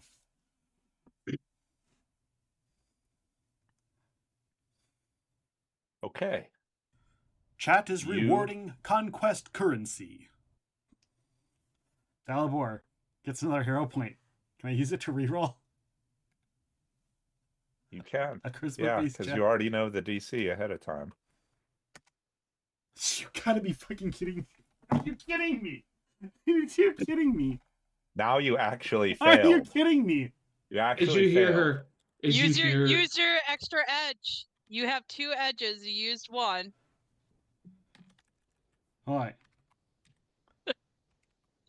What is it? 100 die 20 to reboot this dang thing? Yep, 100 d20. I mean, I'm still beating the DC, but I'm not failing. All right. Much better. Okay. Wow. That was a roller coaster. Wow. Okay. It's all Bentley's fault. I blame Bentley. You beat it by, Love you, Bentley. 33, 38, 43. You beat it by 10. So Nice. Dalibor, you can raise the ante by 2, which I think you definitely want to do. Yeah.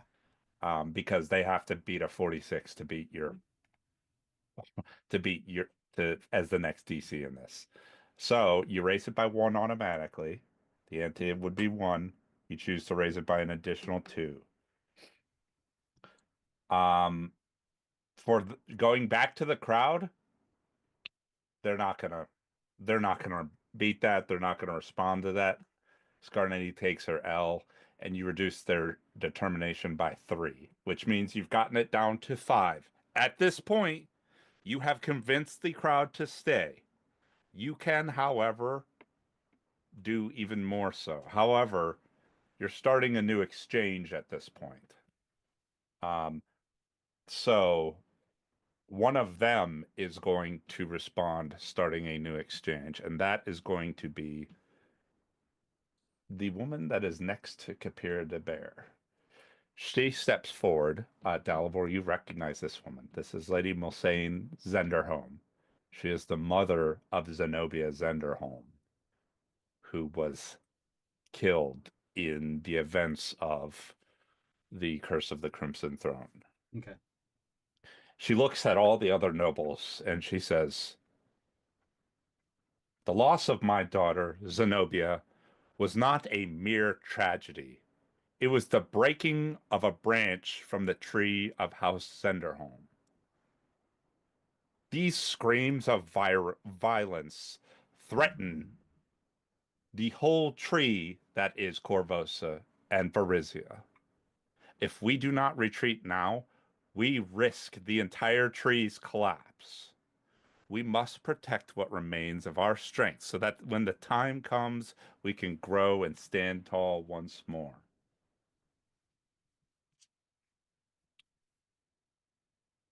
And the DC for her, she is using her Perform Oratory, is a 32.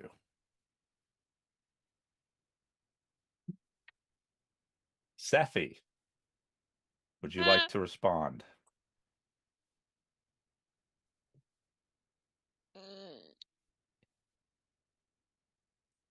Yeah, Sephi can respond, but I don't know.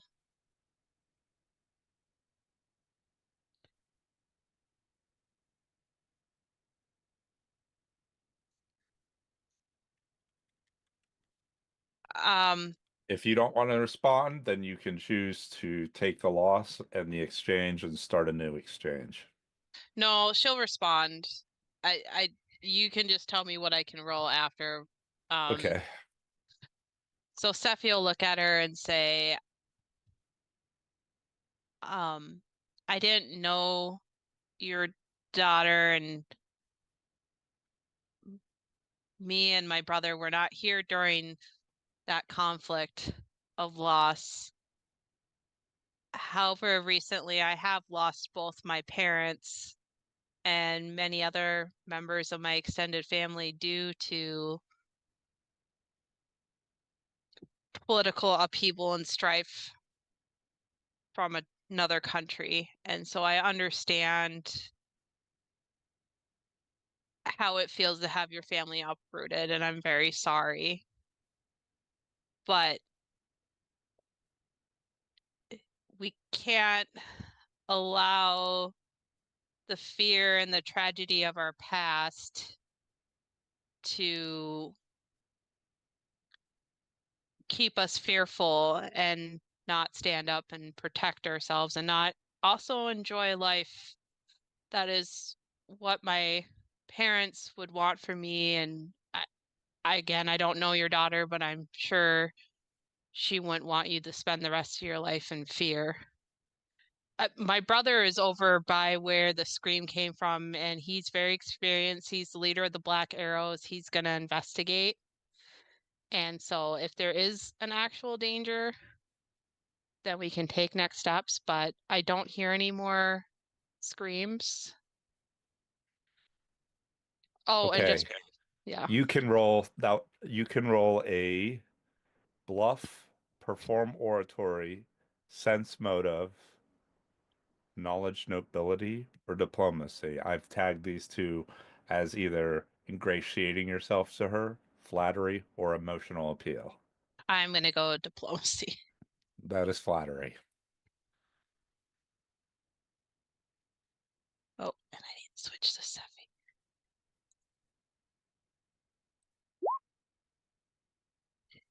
Uh, 49. Wow. So you beat her by what 30, you beat her, which raises the ante by 1. Then you beat her by 5, 37, that's 2. 42, 3, 47, 4. You can choose to raise the ante by 4. If they beat your 49, it'll be by 5, which means that you would take 5 determination damage, but you can raise it by 4. I think we raise it, right? Yeah. Okay. They're not getting a 50. They take that L. That you drop their determination by 4, which means they're at 1. One more win, and you have a success condition against everyone in the party. But with that, we're gonna go to Miles and Brianna.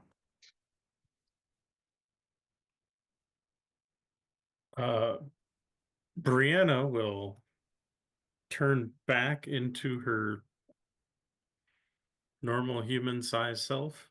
Okay.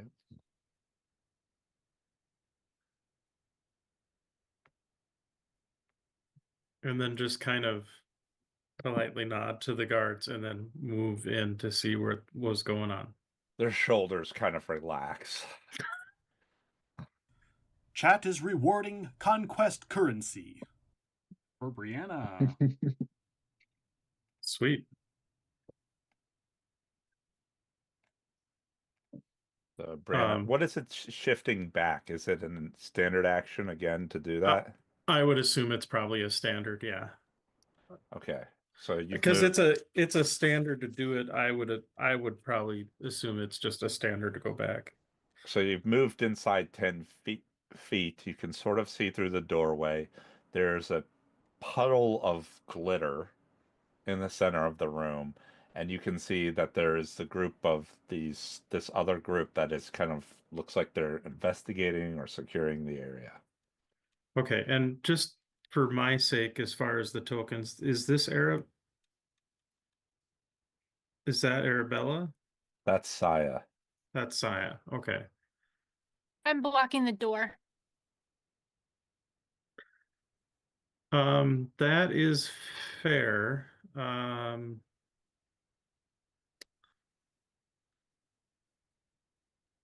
Probably good. I have clouded vision. All right. Anyway, so this kind of shadowy, beautiful figure kind of leans over to you and goes, "What is going on over here? We heard a scream." Do I get to respond? If you'd like to respond, you can. Why, we heard something as well. We came to investigate. As you can see, we've got Arabella DaCosta. She is very well known in these parts and trusted by the king. We have it all under control.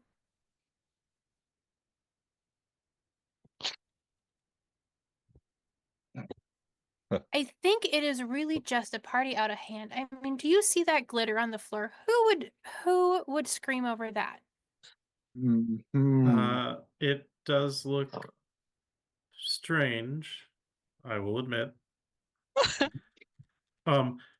Admittedly, as Saya was explaining all of that, Brianna's politely trying to keep a smile down when you talk about the importance of Arabella and all that kind of stuff. It's like,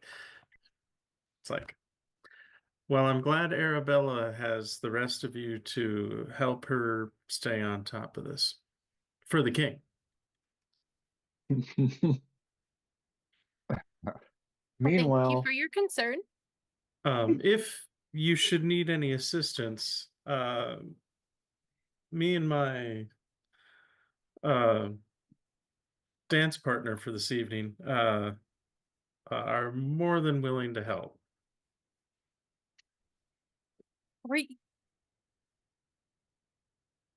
There wasn't dancing upstairs. It was in the next room. If you really want dancing, I heard a raucous party. It's nice. Well, that's fair. Well, I think for now, I admit my curiosity has piqued a little bit. I may just stick around politely out of the way just to kind of see what is happening, for posterity. Miles, how about you? Well, Miles has been sitting back there scrutinizing everything that this woman is saying, and if I recall then correctly, you're free to roll a sense motive then. Oh yeah. But if I recall correctly, I'm pretty sure Dalibor and I busted open the door of a house and saw probably her and a few others. Mm-hmm.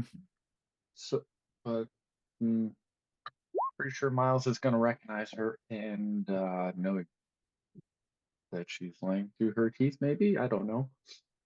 Saya, as you're looking at, as you're talking to Brianna, you can just feel like the gaze of Sauron from the man that was standing on her back is like drilling into you. And it's like he's reading into your soul. Every syllable you utter, there's a slight facial reaction to. Like, Miles is going to walk up, just kind of like saunter up there. Before he gets here, I'm gonna whisper to Brianna. He doesn't look like a fun dance partner. Well, we haven't hit the dance floor just yet. Chat has redeemed a complication. Oh, Red shit. again. Miles trips, falls flat on his Miles. face.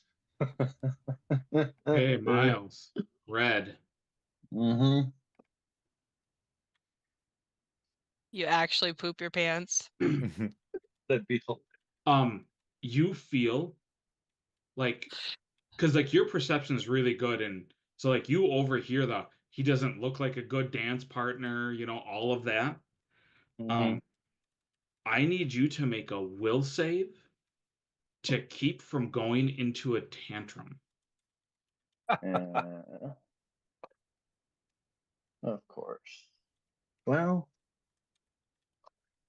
I can only assume it's not going to be versus enchantment, so. So it's going to be D20 plus blah. You are fine. You're able to tamp down any rage or anything that's starting to build up. Then you're good to go.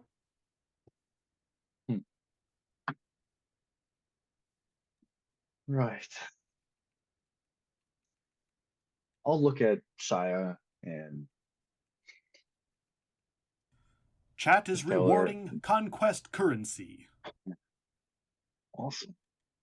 I think I'm up to 2 now? 2 Rune Forge bonus. Okay. I'll look at her and just. You mentioned Arabella. That's all I really needed to know. But if there is anything that we can do to aid you, I can and will. But I do expect to know the answer to what has happened in there as soon as you do as well. Uh-oh. Can I make a sense motive to see if I think he's being honest? Sure.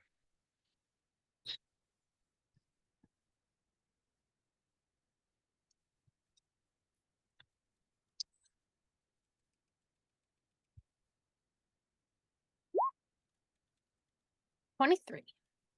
Miles, I'm going to go out on a limb and say you are being genuine when you say you're willing to help them.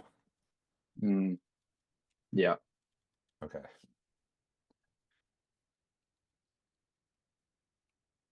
I'm going to, just as soon as I finish telling her that I'm willing to help, I'm going to ping Sephia again, let her know that Brianna, myself, a few others, and Arabella are investigating the situation. So, I don't know how much you know about spells, but I know a lot about spells. So Arabella was saying that a dimension door was used, and so I think they took Shy away with a dimension door, but I don't know where because I don't really know this town, and it could still be here, but it could also be outside here. And if they used it again, they could be really far away. Can you tell me? So your friend was your friend's name Shy, or are they shy? Their name is Shy. They are most certainly not shy. In fact, they're the opposite.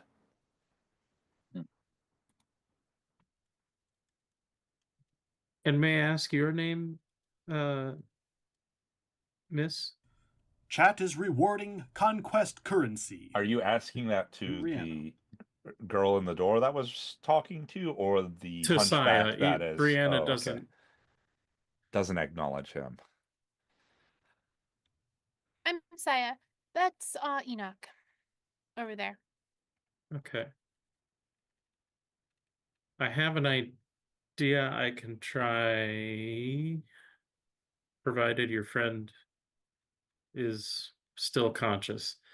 I won't be able to do it this round, but I have an idea as Brianna. And I'll Would leave you it like at to that. share with the class? To cast Ascending to Shy.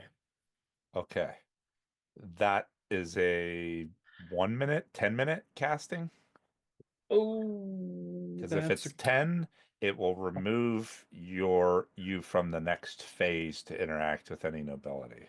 Yeah. Gotcha. I'll double check. I don't think sending's that bad, but I'll double check to make sure because Lord knows I have so many different editions running through my head at this point. I think it's 10. I think it's 10 too. Where is it? It should be right here. Sending. Oh yeah. Oh shit, it is 10 minutes. Okay. Well, I can try it anyway. I mean, Yeah. I'm just like, I don't really have anything else to try to. Okay.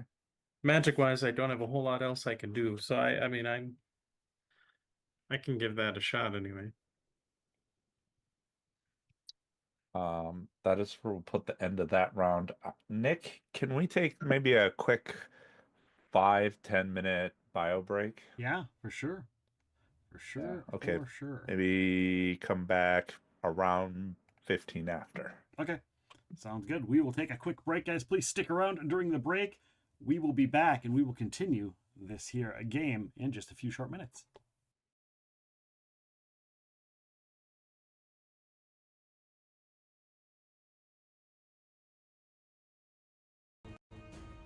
Doesn't look like it on our side. He doesn't have that. He doesn't have that prepared. He is going to. Oh, he's gonna unload one of his most powerful spells at all of you. Fuck. Magic missile.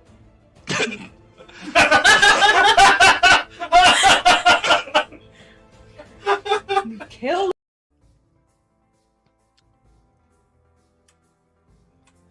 All right, Majenko flies over. Labrisa, I've got you. Can he do a flyby heal? Sure. Get out! Get out! No! Sure, he'll go right there. So you see that guy shows up and swings at you, and it scrapes across your armor as you cast your spell. Go. Mithril breastplate, bitch. I am sorry, I am trying to be helping, but What happened to Trinia? she just disappeared. I did. We lost the kid. I am not understanding. She just got hit by one of those raisins. She disappeared. She is gone. And Arabella said I turned to stone? You were a statue. Must come back. You know what? I just give him a hug. A big Okay. jockey hug. Okay. This is not the time! He just side eyes you and looks at Arabella and says, of all the places you wanted to fucking teleport us, you brought us right in front of the king's nose. Yeah, because I have to warn the fucking king. So you should probably leave. Go slink off into your little hole. And maybe warn your people. He looks like he's about to punch you. There is a 1,000-year-old dragon burning down a city with over 100 giants right now. I don't have time. Remember, the only reason that any of that worked back there is because of me. Yeah. Do you want a prize? You can read that there is a contemplation about the others in the room and their responses, regardless of what his answer is. As in, he's concerned about what his response will be because of the people in the room. Yes. I kill everybody else in the room. Let's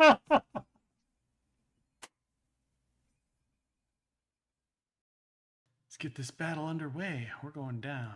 Get down, get down. Biddle-lip. Jungle boogie.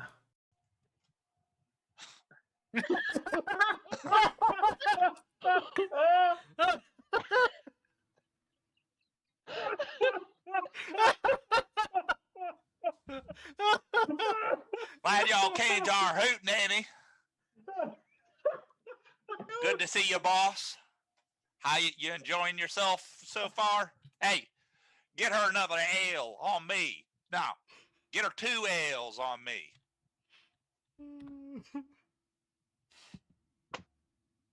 Yeah. Oh my god. The Why not? croaky bartender I comes just back start and sets drinking. 2 mugs.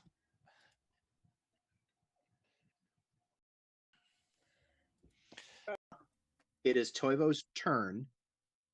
Toivo appears, closes his eyes as you explain what's going on, turns its head to look at, or to its head so it's facing the Hound of Tyndalos.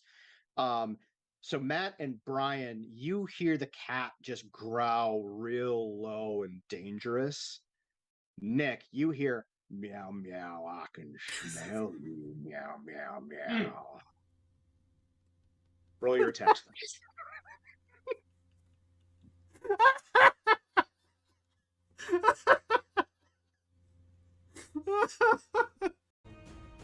Doesn't look like it on our side. He doesn't have that. He doesn't have that prepared. He is going to. Oh, he's gonna unload one of his most powerful spells at all of you. Fuck. Magic missile.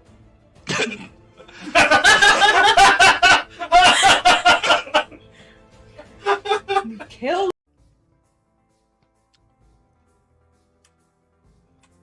All right, Majenko flies over. Labrisa, I've got you. Can he do a flyby heal? Sure. Get out! Get out! No! Sure, he'll go right there. So you see that guy shows up and swings at you, and it scrapes across your armor as you cast your spell. Go. Mithril breastplate, bitch. I am sorry, I am trying to be helping, but What happened to Trinia? she just disappeared. I did. We lost the kid. I am not understanding. She just got hit by one of those raisins. She disappeared. She is gone. And Arabella said I turned to stone? You were a statue. Must come back. You know what? I just give him a hug. A big chalky hug. This is not the time! He just side eyes you and looks at Arabella and says, of all the places you wanted to fucking teleport us, you brought us right in front of the king's nose. Yeah, because I have to warn the fucking king. So you should probably leave. Go slink off into your little hole. And maybe warn your people. He looks like he's about to punch you. There is a 1,000-year-old dragon burning down a city with over 100 giants right now. I don't have time. Remember, the only reason that any of that worked back there is because of me. Yeah. Do you want a prize? You can read that there is a contemplation about the others in the room and their responses, regardless of what his answer is. As in, he's concerned about what his response will be because of the people in the room. Yes. I kill everybody else in the room. Let's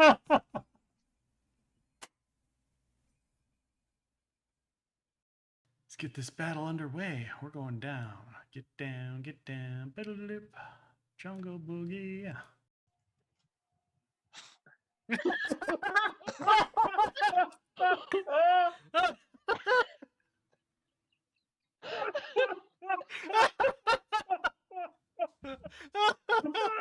Glad y'all caged our hoot, Nanny. Good to see you, boss. And we are back from break. There is a dungeon that just spawned as well, so go ahead and get in on that. With that being said, we'll let the Game Masters resume.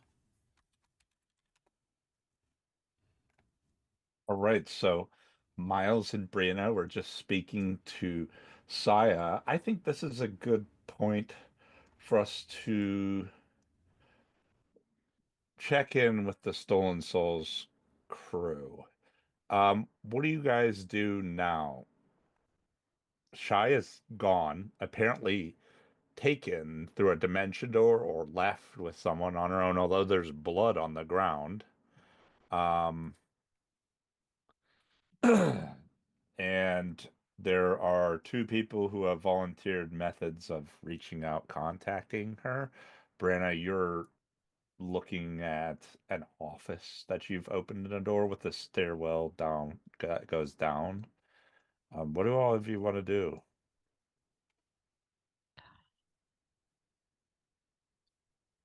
I'm assuming I am out of this one because I've been talking. Or Karina would probably come back up to be next to Shy because again, I'm your escort for the party. And probably sees as he walks up, probably sees Brianna, who seemed to have a little mirth or humor in her eye, all of a sudden spot the shadow blade in his hand, and then Karina spots her spotting them, and then kind of lets it kind of disappear into nothingness. And then just like, oh yeah, and what does Brianna say to Karina, and how does Karina respond?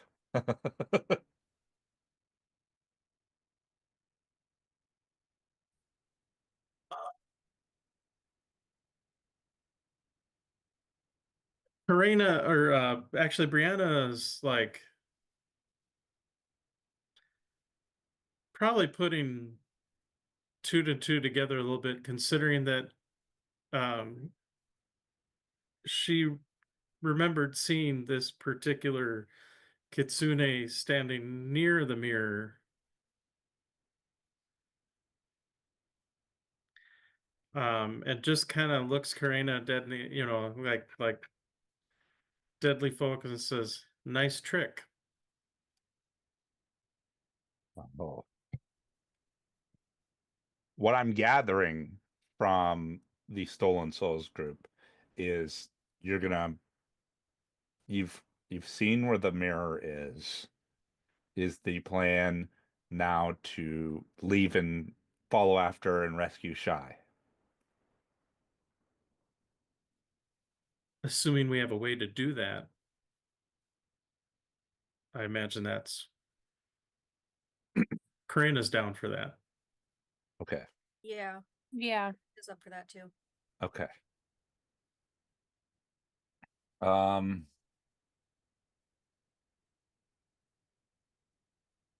Then we will go back to, let's go to, is there anything anybody in the Stolen Souls crew wants to do, or is it just waiting for these two to finish their spells? Nika's just waiting. Okay. Yeah, I don't think there's anything else I can do as Karina. Then Falls is casting the residual tracking. I don't know if that's how the long two does that people. take? It's a minute. Okay. So you won't necessarily have to sit out of the next phase, though I probably see that there's a chance that the Stolen Souls crew might be doing that anyways, or might be gone before then.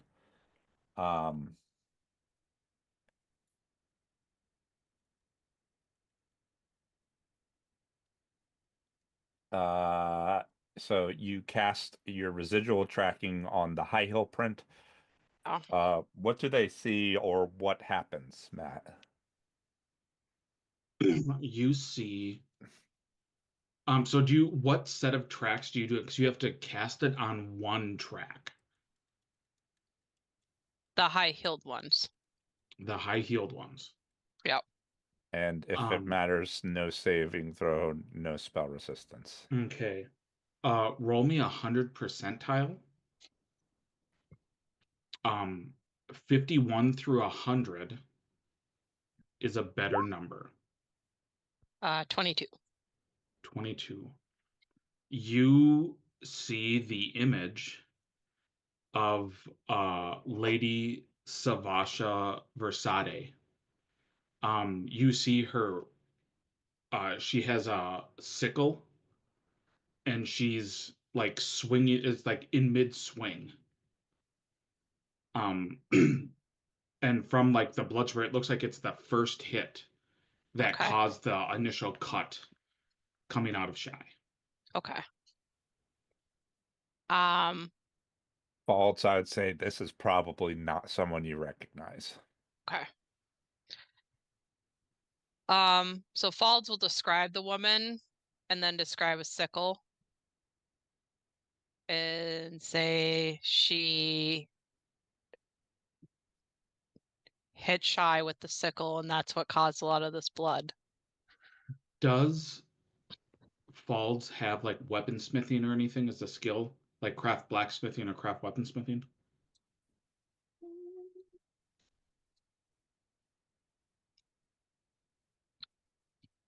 She has craft jewelry. Yeah, that wouldn't work. Does she have appraise?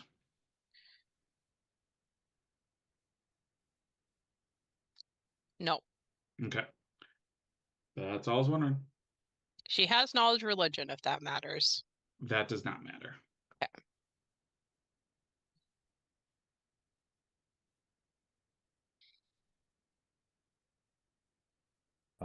Okay.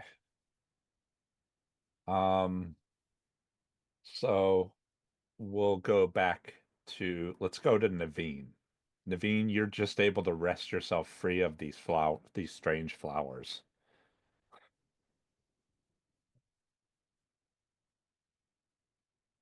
You can see you've landed on the ground floor. The door to the hallway leading out of the garden is open.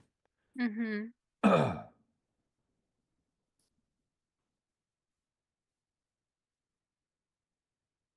Yes, I will move through the door. 5, 10, 15, 20, 25, 30. So you see Brianna and Miles at the doorway. There's another person there blocking the door, your other self. Blocking the door, and you can hear people talking from inside the room. I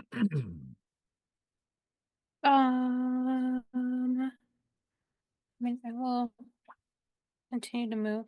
5, 10. I'm going to move into the room. 15, 20, 25. Assuming she's not going to be able to stop me. Saya? No, I doubt it. And actually, most of the people in there, no, I doubt it.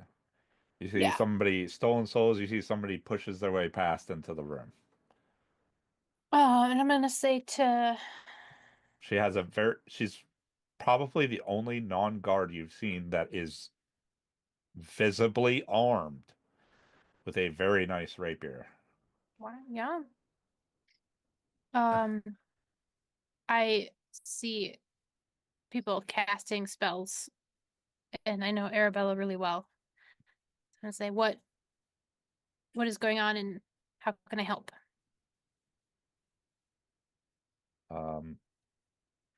Anyone can respond in that room. Our friend is missing. We fear she is injured. And kind of Krana points towards the glitter dust. The glittery goo. Okay. Arabelle will just kind of like not even looking up from her spell book will say they use the silence spell and then a dimension door to kidnap the injured person.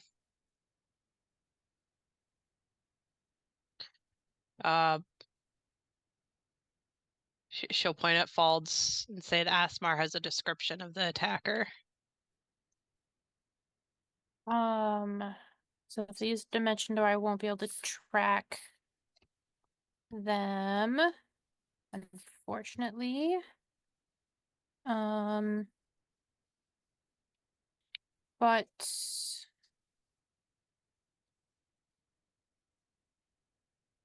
I can cast a spell to see what happened here.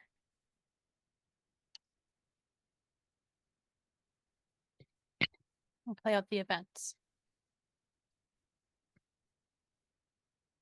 But I can't do it this time because I double moved. Well, this round, Arabella, your full round action is replacing your spell. Yeah. Yeah. So you haven't cast it yet. No, I'm researching. Yeah, she's just flipping through her book. Yeah, that's why I'm saying I'm like. That's why I'm like I was not acknowledging Brianna or Miles's conversation. Dalibor and Sephi. Yes. You know you have the crowd that they're gonna stay here, but you know that you are on the cusp of really influencing them with what you've said to them, especially your speech about Corvozans. You've riled the Magnamarians up a little bit, but it's like a hot-blooded, I had a plan. hot-blooded patriotism you've riled them up into. And Sephi, your display of geniality seems to have consoled the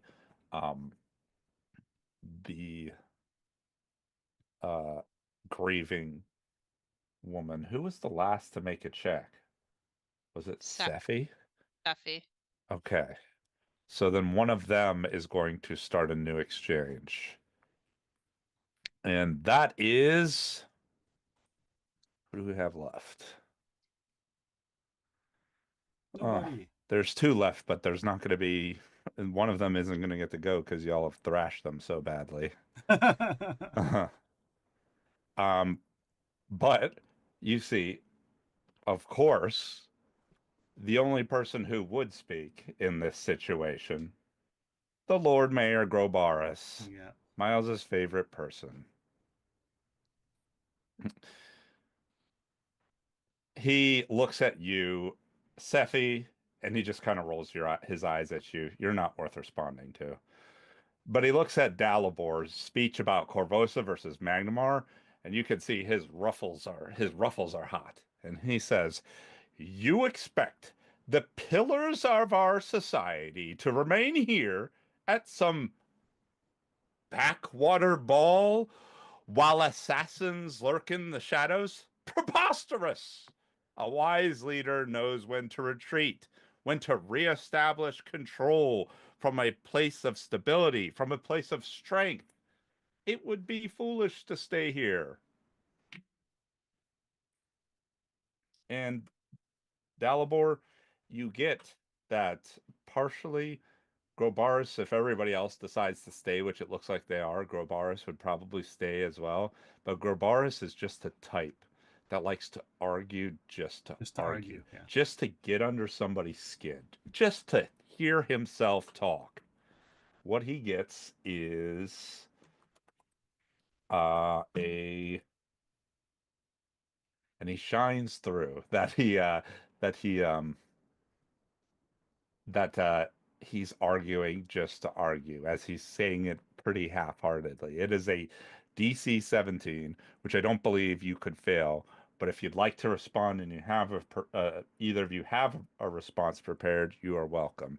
Grobaris is using baiting as a tactic. So anybody who uses a tactic other than presence takes a -2. Not that that matters. Will matter too much with how high your skill checks are. I did have a plan for my first one. Okay. But if Sephi wants to go, then I will do that, but I will still want to say something afterwards. Why don't you go? Okay. So I'm going to I'll look at him and I'll just smile friendly and I'll, like, if I can, put my hand on his shoulder. My friends, all of you, and I'll turn to everyone. Allies around. I want you all to stand tall. Let us not look at ourselves as Magnamarian or Corvosan. Let's look at ourselves truly as a people, unified in Varizia, as you will. You're all good people. You're good houses, I say to Scarnetti. Good merchants. Good nobles. But together, all of us, standing together, we could be great. Great members of the country of Varizia. If a single scream calls out across the room, thousands stand to meet the cry. Not running. Together we're unified, organized. There's no chaos. He puts his hand on Tuttle. No chaos can outcome that.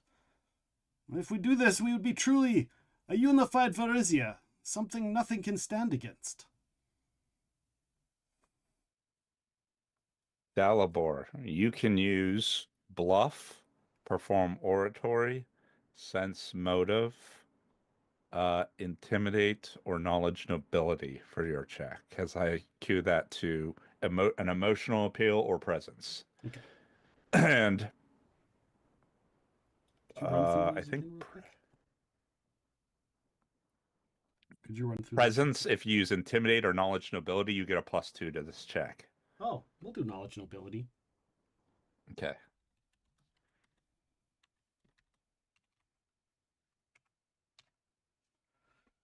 I mean, here's the thing. It's really going to come down to the dice roll. In the end, we both have the same bonus on this roll. You have to beat a 1. I mean, yeah. But it's close. You do. Oh my god. It is close. Oh.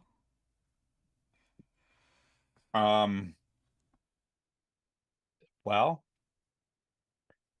Grobaris set the opener. You set the ante at 1 because you beat it. Which means that they could choose to try to beat a 19 and raise the ante to 2. Which they could. Which I think they're going to try to do. It's on you, Sephi. There is one person who is going to respond, kind of slinking out behind everybody else. As Lord Osseo Carowin. The party planning noble who, at the height of Bloodvale, hosted a party in his own private manner that ended with blood-shedding disaster. And he looks around at everybody and dramatically steps in passionately and says, I have seen firsthand how disaster begins. In a ball, enclosed in a space, much like this home, where our hubris and our egocentricity carries us to disaster, with people dismissing the first signs of history, all is lost. Are we to repeat history, or are we to move to safety, to actually think of our community?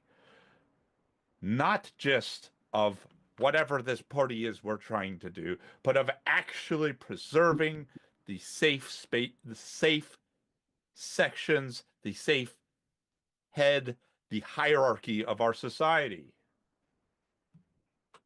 He is using rhetoric. And he is going to try to beat your 19. He has a plus 11 to his roll. He does. And he raises by 1, or raises another 1. This is 2.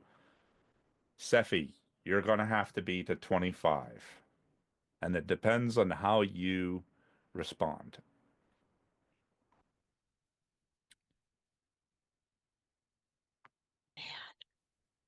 The hard part is like Sephi has like very specific skills she's good at, and then is terrible at a lot of other things.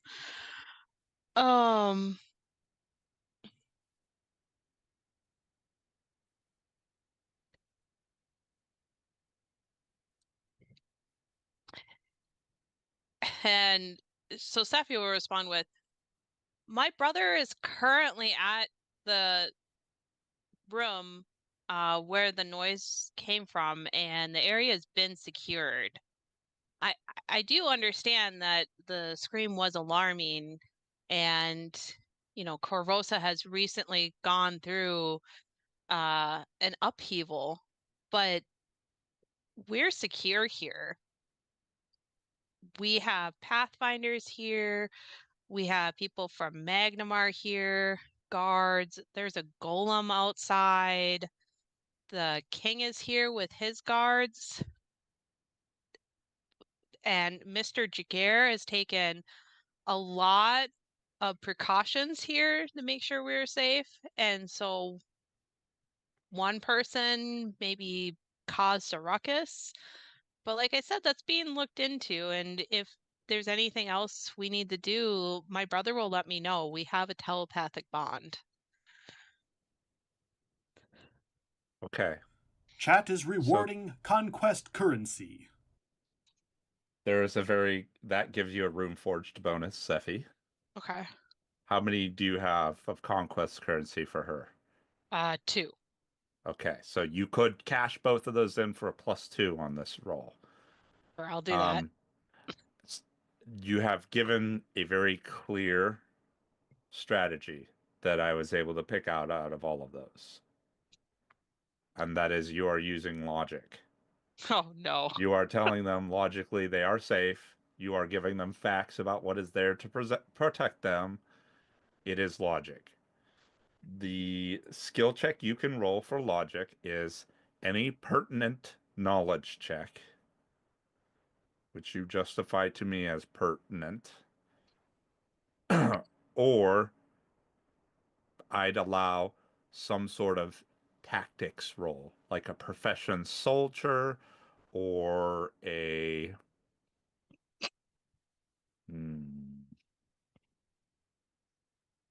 Damn it, I should have just sang a song.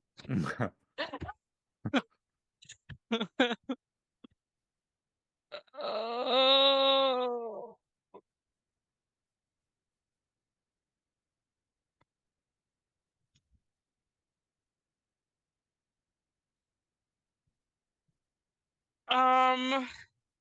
So the profession I have is profession author. So I don't really feel like that applies.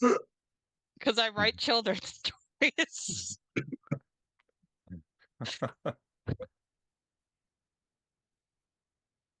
And you need to beat a 25. Oh my at god. Whatever you roll.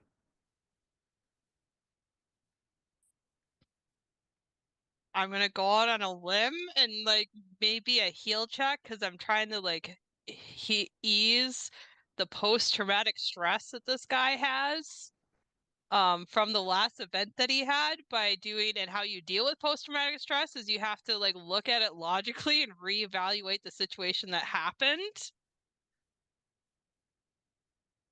Heal?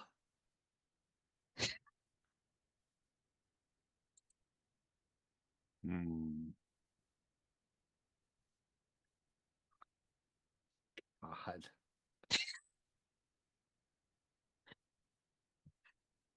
I mean, I don't know. I have knowledge religion, but what I said wasn't very religious.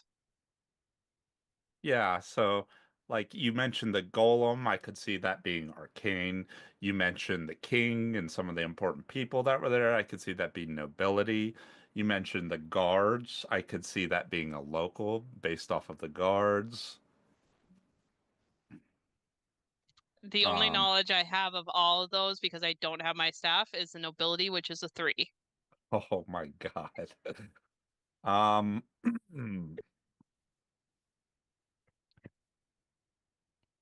you're really stretching the heel. I could do a bluff.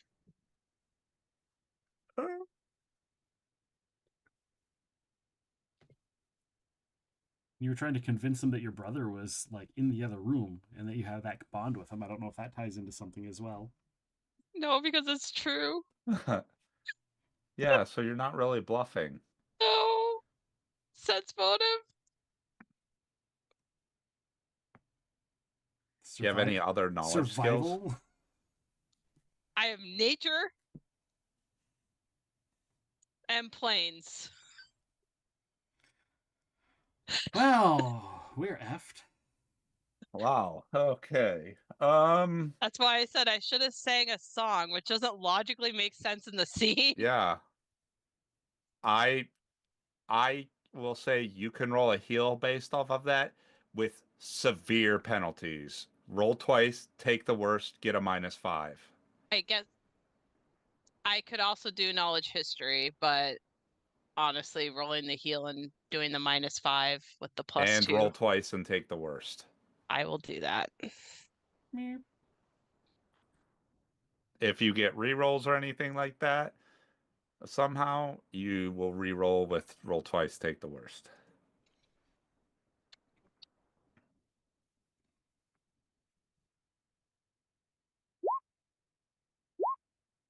Is that with a -5? Yeah. It is. Wow. Okay, you beat it. I'm not proud of this victory because you really. It was a really shitty victory. But... the other thing I was gonna do Disadvantage was -5. Come on now, that's still. I know, but like heal, you know, that's just. Which is nice.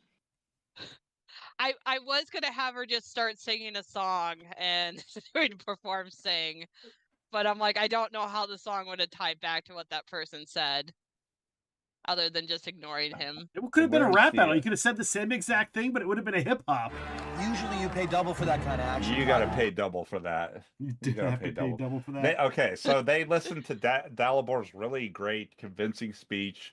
The governor, or the Lord Mayor, and then Osseo kind of pipes in out of nowhere, and then Sephi gives this speech, which she tries to frame as therapeutic, and everybody is just kind of like, okay, and they decide to stay. It's so bad they forget what the other guy said. Yeah. You can just hear Grobaris is at the other end, like, you convince them to stay. Yeah. And you convince them to stay, where they were going to stay already, but you're with that exchange because there's nobody left for them to respond out of the main antagonists. They do take the -2 into their determination, brings it to a 0. The total exchange with Dalibor and Sephi and the mob, though forgettable as its finale was, does resound throughout the party. And tales of Sephi's kindness in consoling the grieving mother, rumors of that, as well as Dalibor's rousing speech about Corvosa and Magnamar and Verizians together as a whole, paints the Claimer, the heroes of Corvosa, in a good light, and counts as a successful influence check against everyone in the party.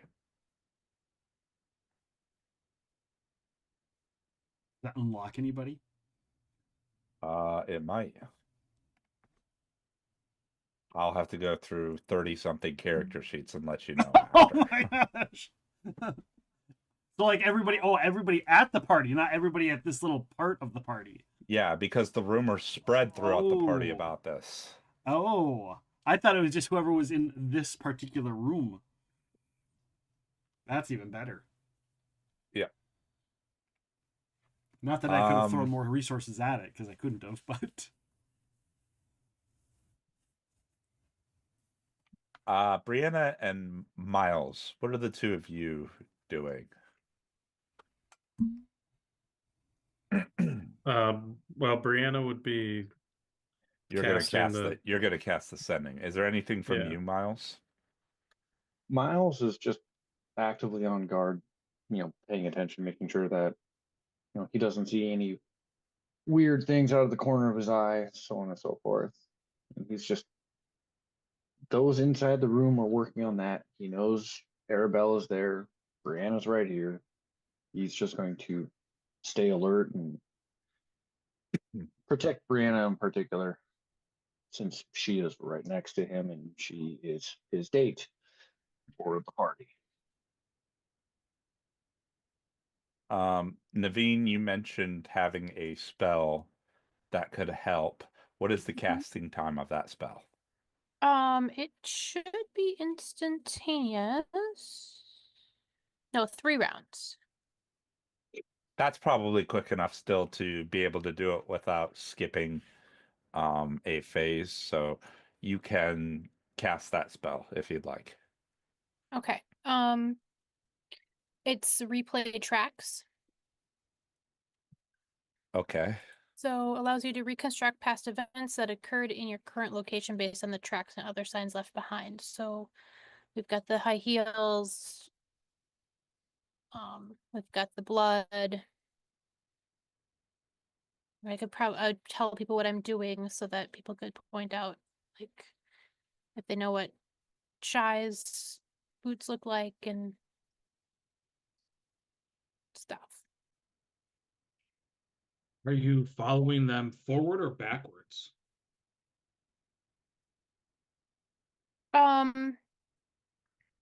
I'd probably want to do like entering the room and then what happened in here. Because I know people have said that there's a dimension door.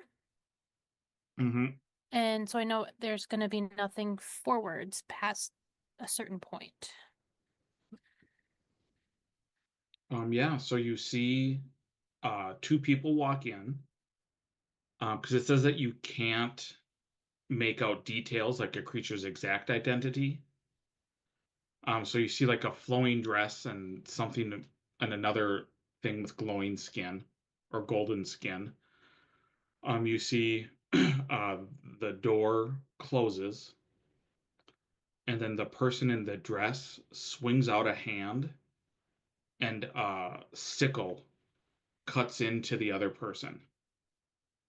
And then you see 4 very fast swings with the sickles, and the other the golden glowing person drops, and then you see they hold their hand out, and both of them disappear after the golden ones collapsed.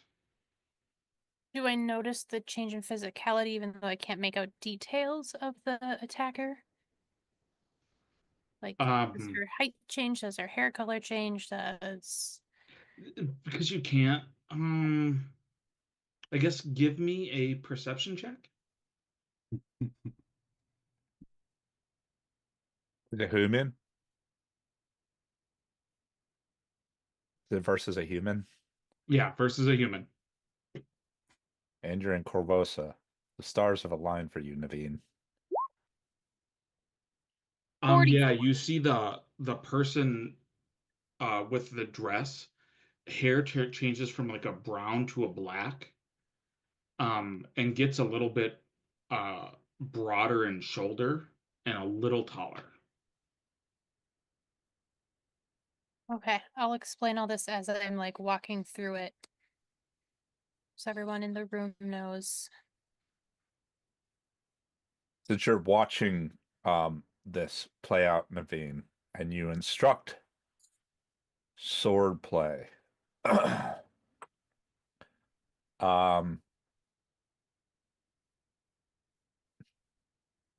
you have any kind of like profession? Butcher.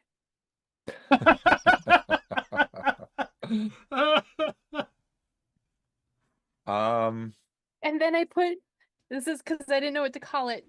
Profession, whatever for running my sword school. Okay. I don't know what I should call that. Let's call that profession swordmaster. Okay, I'll update that to say swordmaster. Yeah. I would say watching the way this person attacks, you can roll that and gain a approximation of their skill. Okay. 23. Matt, what would you call the DC of that?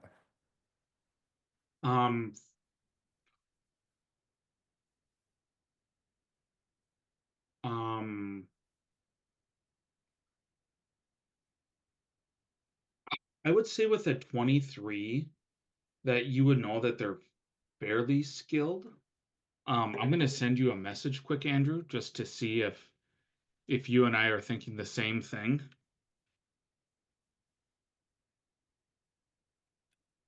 Secrets are lies. Secrets are lies. The suspense is killing us.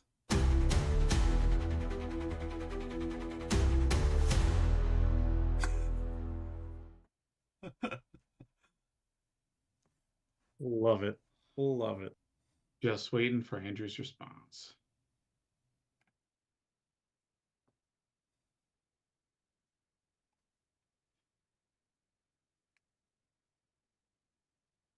Andrew, are you there? Hello? Yep, he's answering. Are you there? Answer the phone.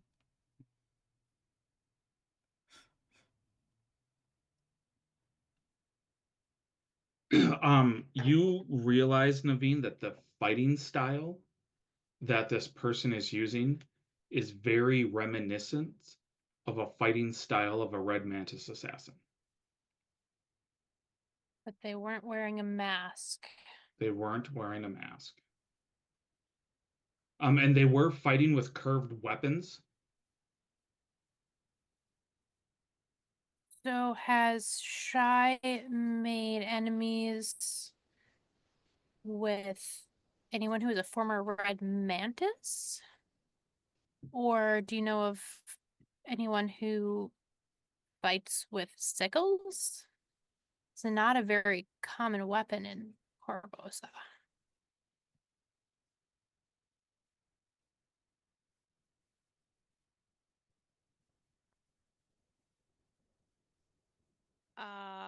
Well, I guess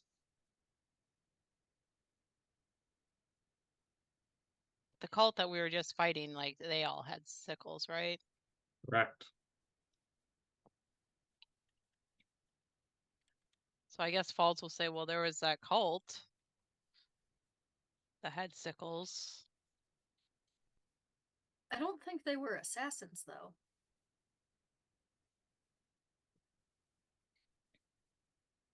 I could be wrong. What's that room of... Would remember that one woman? She used to be a Red Mantis assassin I shared with you, and that she shouldn't be trusted. He taps the blood puddle with his cane.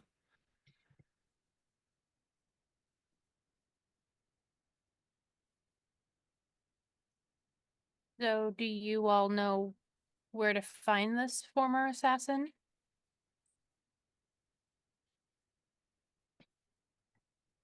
Well, not unless they went back to the house.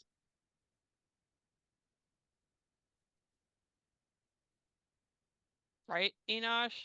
That's where we fought them. That's where we fought them. I have no idea if that's where they are.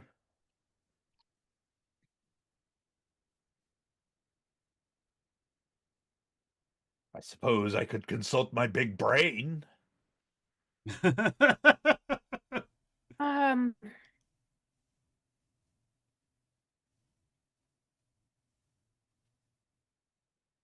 we can go investigate that house. Do you have the person's name?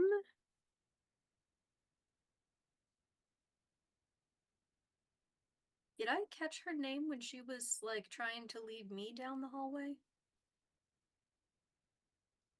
I don't remember. Give me an int check.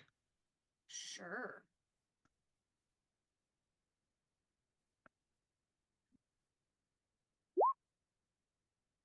No.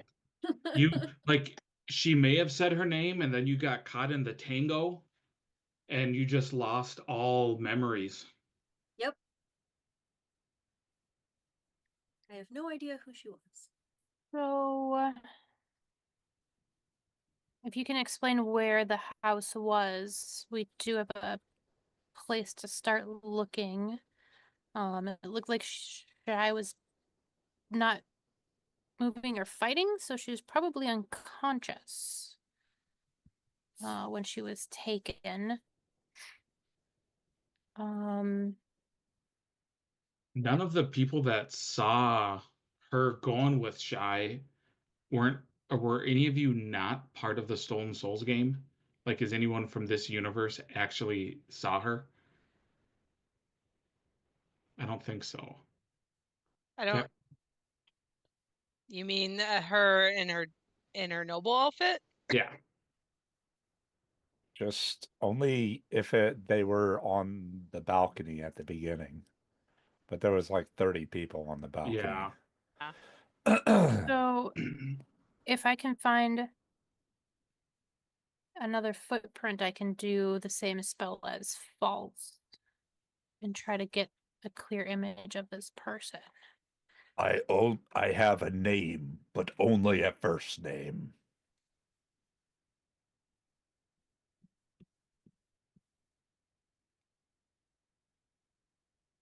And I don't know if that's the moniker, if they use a moniker here.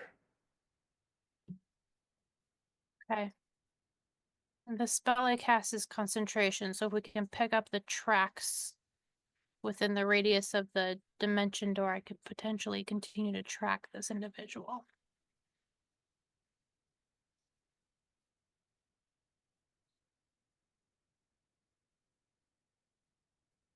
I'm going to look at Miles because I know that he's got a similar skill set as I do.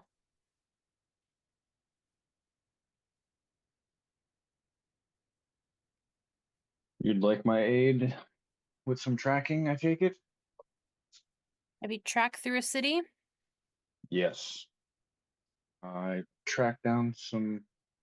I don't remember what it was at this point, but it was in Magnamar heading toward the Shadow Clock through muddy streets, so yes. Done a bit others. But Miles will If hop in anyone else there and has anything to help, that's what I got. It's been a while since we've been hunting.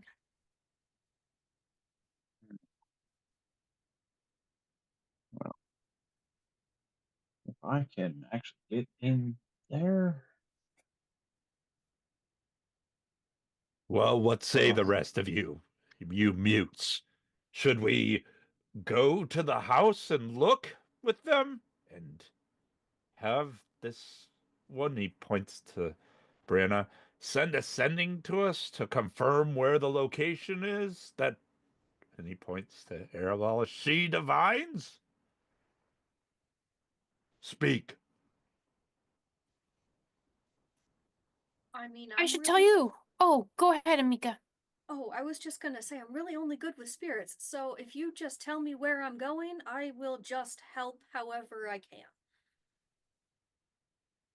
I found Karina and I found the thing we were looking for, and it's going to Night All pretty soon. But not tonight. It's going up for auction. FYI. Brianna. Yeah, Brianna is now watching all of them Huh. with Mm, suspicion. Is there any way we could convince them not to auction it since we need it to save the boneyard? No, they're pretty interested in the money. Sadly, Brianna's still casting the spell, so can't say anything. All of the afterlife? Yeah, Would they honestly believe us? I mean, who are we? Fair point. Fair point. You're a child. I am not a child, Enosh. Someday you will understand this. Just because I am short.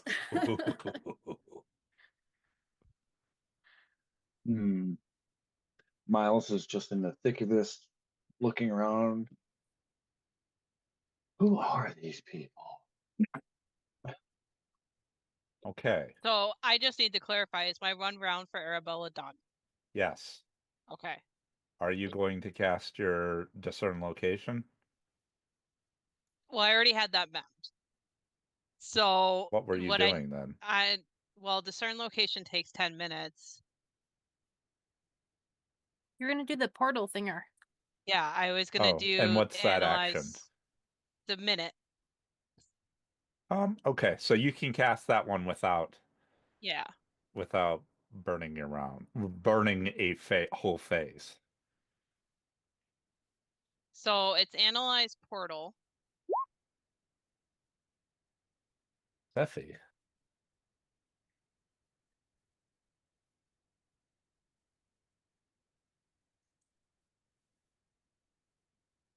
And if not, then I would do greater scrying, which if I need to do greater scrying, then I need to find a mirror.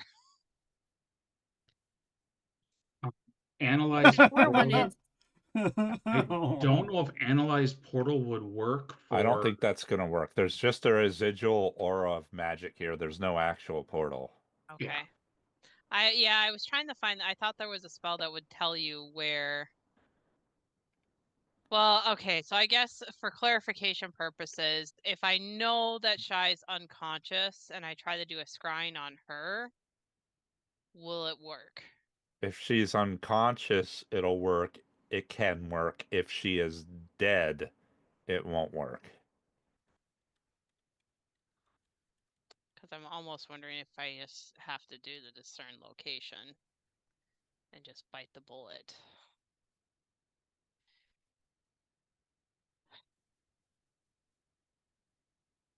So Arabella is smarter than me. She would know analyze portal wouldn't work because there's not enough magic energy. I already spent the round. Yeah.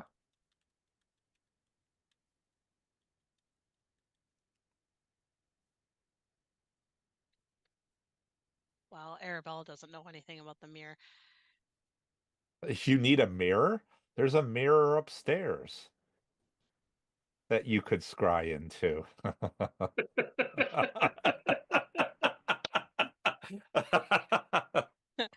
I know. Oh, please do this. It was the mirror Kazavon used himself. Yeah, you know it's high enough level, and it's got to nice be more. It's got to be powerful enough. Well, okay. Does Arabella know that Kazavon used it? Well, that's like the. That's what they're saying. That's the plaque, the museum plaque. And does she know that the Stolen Souls group is after the mirror? I mean, they just said it just now. She might now. We just said it out loud. Yeah. Okay. Okay. What's the deal with the mirror upstairs? Well, we sort of already told Dalibor about it. We need it because the souls are getting trapped and not going to their final resting place. And Whipple the Ever Ready said we had to go on this quest to get this mirror to save them. And also the boneyard is unraveling, and the only way we can stop that is by doing this quest. We need the mirror, basically. Please help us get it? Brianna can't say anything. I'm like, I think Arabella's gonna sense motive you guys because that sounds real batshit to her. Sure does. Miles has been trying to discern what these people are after anyway. But he's And- going to as well. And Karina is going to give you the most innocent, like little fox eyes that Karina possibly can, because I can't do anything else as Karina with this. I mean, you two, they believe what they're saying. They believe it. They do. I don't know if you do. Okay. Who is this person that gave you this quest? It works for Pharasma. Yeah, the And on that, I think Arabella's like, okay, I'm just gonna go take the mirror and tell him I need to use it for scrying. I guess I don't know. Karina might have touched it once, and then it went some really weird. So, be careful. Karina is just like, We had to make sure it worked and it was the right mirror because we found a different mirror that wasn't quite right. I'm just waiting for Brianna to break her concentration because she can't focus on the spell. honestly, I'm.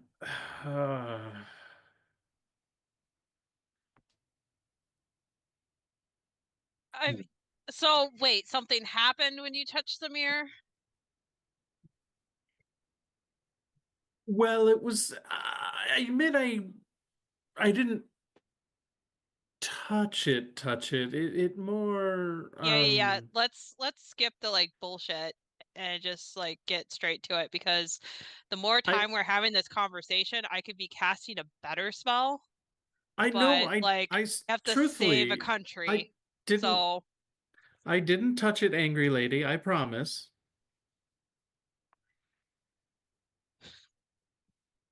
But however, I was attempting Saya, what do you call those? A scientific discovery. Is that what you call it? Yeah. Sure. And something happened. I'm not completely sure what. It was exciting and a little scary. And then we jumped off a balcony.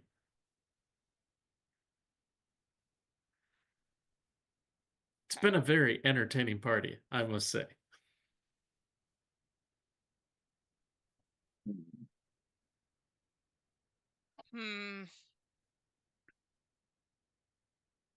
But focus, we can steal the mirror later. We need to save Shy. Yes. I mean, maybe we won't have to steal the mirror. Maybe they'll just, We could buy it, but we might need to borrow the money. That's fair. We'll figure it out after we save Shy. And maybe not pay it back because we'll be in a different dimension. Let's not keep saying that in front of them. Arabella just looks at Miles and then Naveen. Miles' disapproval just intensifies. Miles isn't lawful, but it's definitely scratching that. Wow.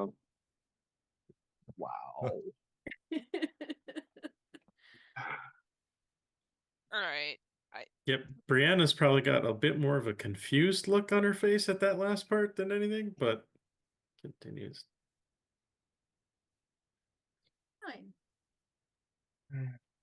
Did timing wise, is it gonna take me just the same amount of time to walk upstairs, grab the mirror, come back down, and cast I the mean, spell? why would you walk? Why would you walk back down? You just don't want people watching you do it? No, because her blood is here, so it gives me a advantage on her. Gives her a disadvantage on the will save. Just grab a handful of blood. You could just dip your fingers in the blood. Then we really can all follow want you upstairs to the mirror. Sure, I don't really want to. You're Miles meaning to does- tell me that Arabella is getting squeamish about blood with what she's been researching the it's past not- week. It's sparkly blood, not real blood. No, she's not squeamish. I just don't want to deal with explaining to somebody why I have glitter in my hand. Oh, if that's the problem, Amika uses her her ectoplasmic tentacles to scoop up a big like cup of the blood of the glitter blood.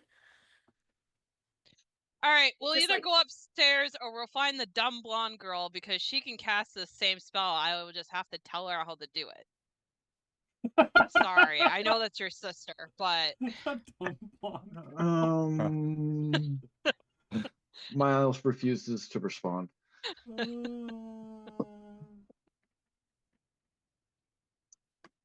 So we know point me in the direction of the mirror. So you all are going to the mirror. Let's go to Dalibor. Dalibor, what are you doing? The crowd is starting to disperse now. He's probably just resume, eventually bringing Grabaris up to meet the king. Like, would you still like to meet the king? Yes, he says. As you you lead him upstairs. Okay. I'm gonna move you and Only imagine Grabaris. the joint parties our cities could have together.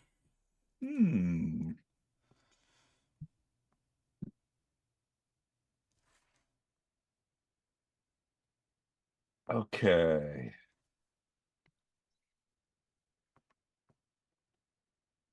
You can see the king is near the middle of the room now, and guards are slowly beginning to disperse from around him, though they're still watching him.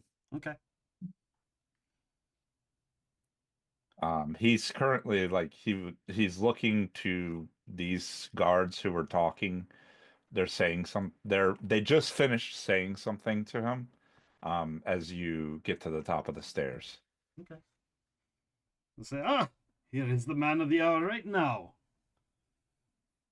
I will make introductions in honorables, but for short I'll be like, Lord King, let me introduce to you the whatever the title is of Grabaris. Lord Mayor. Lord Mayor Grabaris of Magnamar. He's come quite the way for this wonderful party. He's having quite the good time so far, I hope. Kind of setting the tone for the king to kind of grasp the idea of what entices this guy.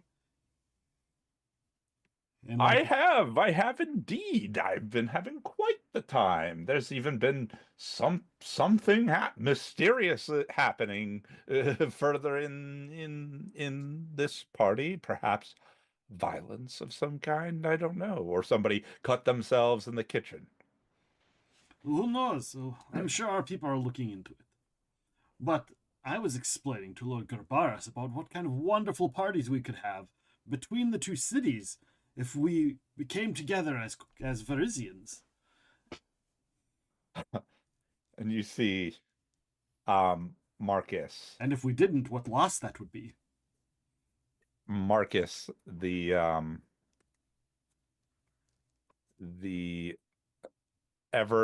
military man that he is. Right. Looks at you, and I'm going to be aiding his diplomacy because I don't want to be the one doing the diplomacy. He with you aiding him, picks up on the message you are trying to pass to him. And says, yes, parties. It has been too long since Corvosa has engaged in the revelries of Eodred and Kings past. But we have many establishments dedicated to such things, and, well, we have some of the best. He looks at you, Dalibor, party planners in the Inner Sea.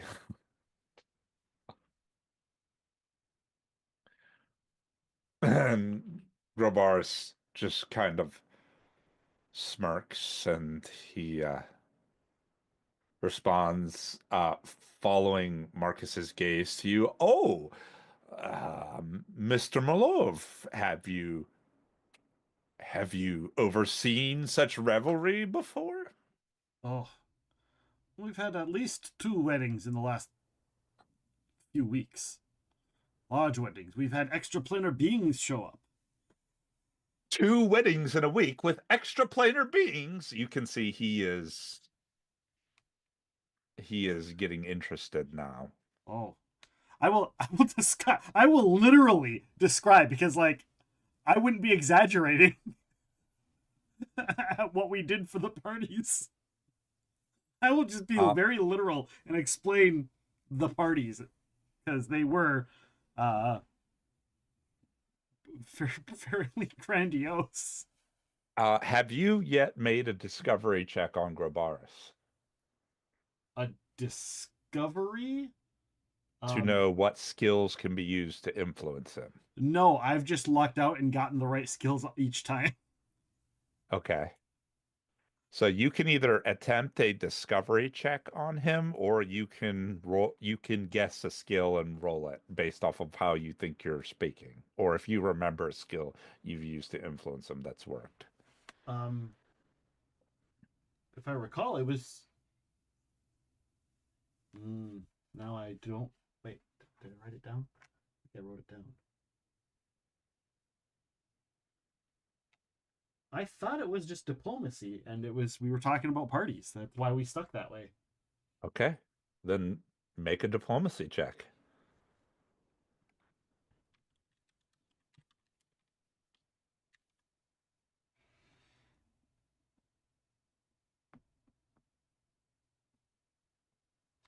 That's right, because I didn't get the Drake mark, but he lives in this area that was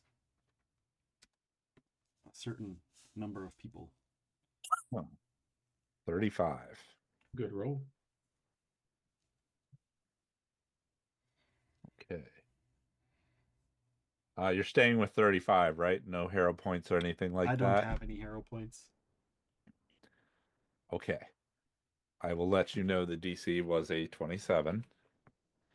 You have introducing him with the king and bringing up the parties and continuing it and cueing Marcus in that's what this guy is into, and having Marcus begrudgingly play along with it has succeeded another influence check with him. And with this check, you have managed to bring the Lord Mayor Grobaris over to your side. I'll just say the benefit for Lord Mayor Grobaris is there is really little he isn't capable of providing within the city-state of Magnamar. Yeah. Politically. But I will caveat that with you have to be careful making requests of him that are very cumbersome. Because his generosity is only as grand as his patience with such a request is. Right. But, people have been speaking to him at the Council of Ushers, and they've sort of convinced the Council of Ushers, and now here you further interested him. You think that there's a good chance you'll be able to count on him when things start getting hard.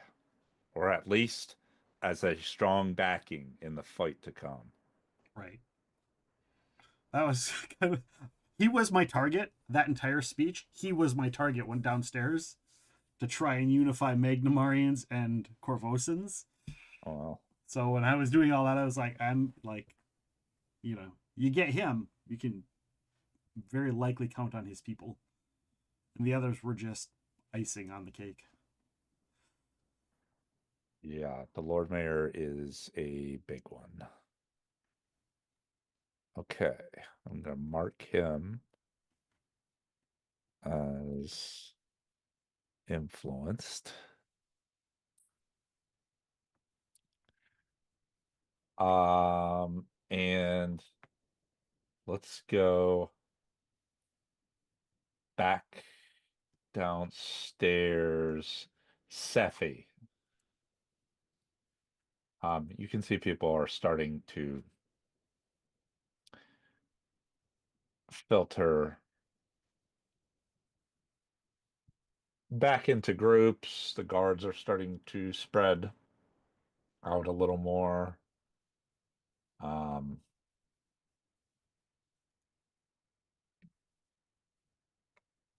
Is there anybody you would like to go and talk with?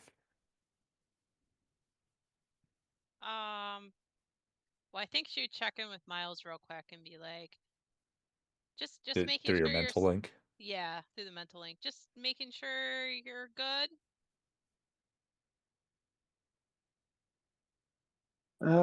We were good for now. Okay. Danger is passed inside, but I may have signed us up for extracurricular activity. Might need to go hunting. Oh. Yeah, searching for a lost friend. Oh, okay, that's better. I don't like killing animals.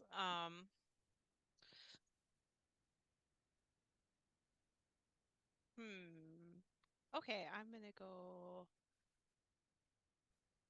Let's see. Sephi doesn't really recognize any people. Are there still I'm assuming there's not partying down here anymore. No, they're still partying in there. It's gotten a little bit quieter because the ambassador lost most of his people, but he's still a party of one. And does she know that this is Evangeline and like the people that head up the event? Because she wasn't in the original introduction. So if you have for her local, you can roll it.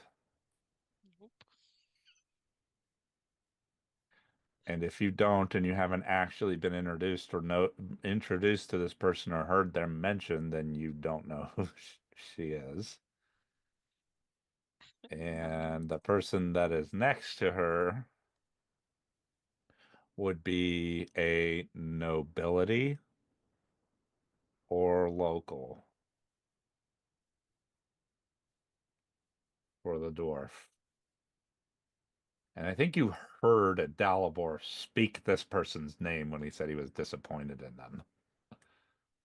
Yeah, that just seems like an awkward conversation to have. And then this is the lady with the dead daughter. No. No. Okay. I'll just do a knowledge nobility to see if Sephi recognizes anyone, and she got an 11. Okay. You don't know who any of these two. You don't know who either of these two are. Does she know who this person is, Matt? With an 11 knowledge nobility. Maybe. Give me 1 second. I was on the wrong person. No. Not with an 11. You don't know who anybody is. You're just kind of like, what am I doing here? Yeah.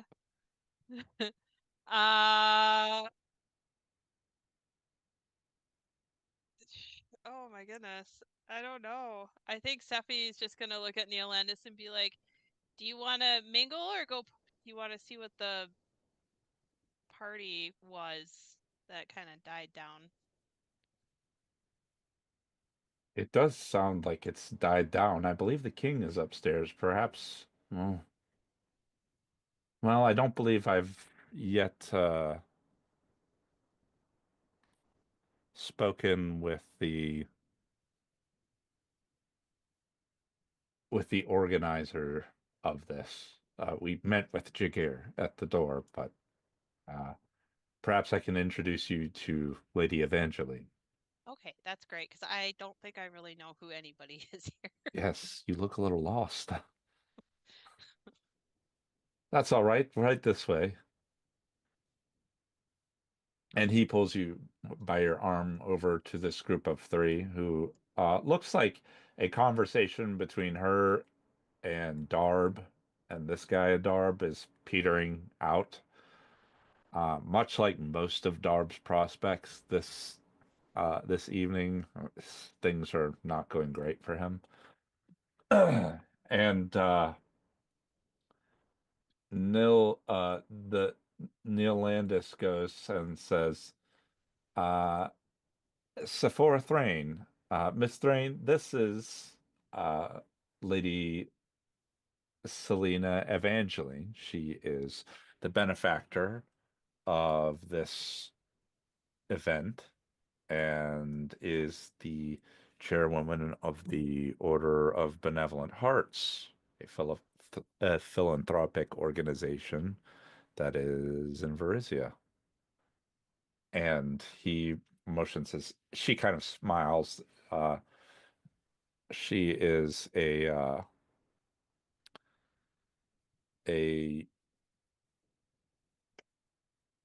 kind of unique looking individual. She's essentially an Aasimar dwarf. Okay. So she's got long golden curls that go down halfway down her back.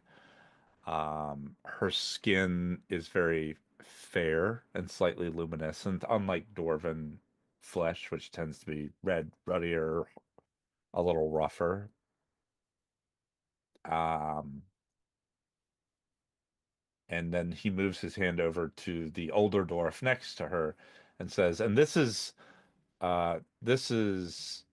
High Counselor Nils Imargan. He is the High Counselor of Yenderhof. Well, it's very nice to meet both of you. Thank you for hosting such a lovely event. Well, she says, we are grateful to you for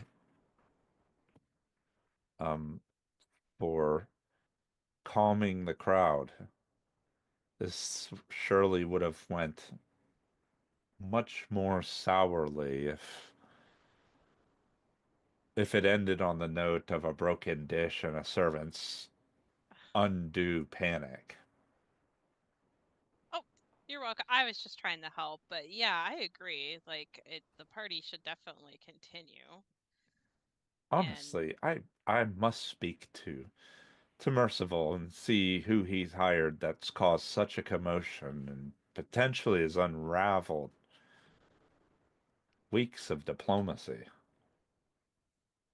Well, I'm sure people seem to be fine now, and I'm sure things will just get fixed and smooth over. And honestly, maybe a little bit of excitement is good for, I mean, not that the party wasn't exciting, but, you know, it gives something for people to talk about, and then it's more memorable later on.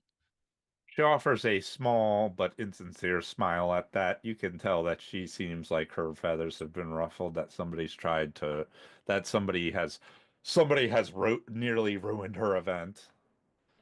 Obviously not going back there and realizing that somebody got shanked in the office. But my brother and some other friends of ours are looking into the incident, and so I can definitely keep you posted on if there was something more to the story. You see the other dwarf, the older dwarf, strokes his long beard as if he's thinking. And he says, you don't happen to have a sister, do you? I do. I have a twin, although she's a tiefling. Ah, yes. I believe that tiefling has been in Yenderhof before, though I have not had the pleasure of speaking to her. Oh, yeah, she does teleport quite frequently. She's currently with my other siblings right now. Oh, a fellow practitioner of the arcane arts, Lady Evangeline says. Oh, my sister Irie is. I'm a healer. And myself, she says, as she's kind of like doing like this. Oh. You do healing or arcane magic?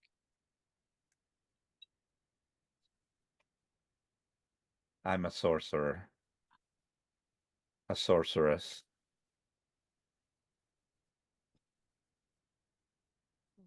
Yeah, well, my sister's a wizard. Or arcanist. I don't know. She reads books a lot. So, since you've been talking to the two of them for a while, you can attempt a discovery check if there's either one of them you want to influence.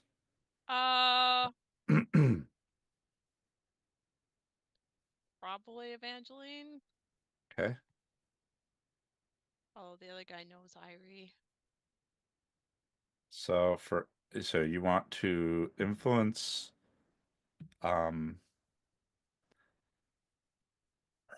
to do a discovery on her. Both of them, it is a sense motive. Oh, I'm actually. You pick one. I will do Evangeline. Okay. 25 only. She is very difficult to read. You are not successful in. Wait. I'll use my reroll. Which reroll is this? The token. Okay. Because I'm like, I have a good sense motive. 31. You are still unsuccessful. Okay. Well,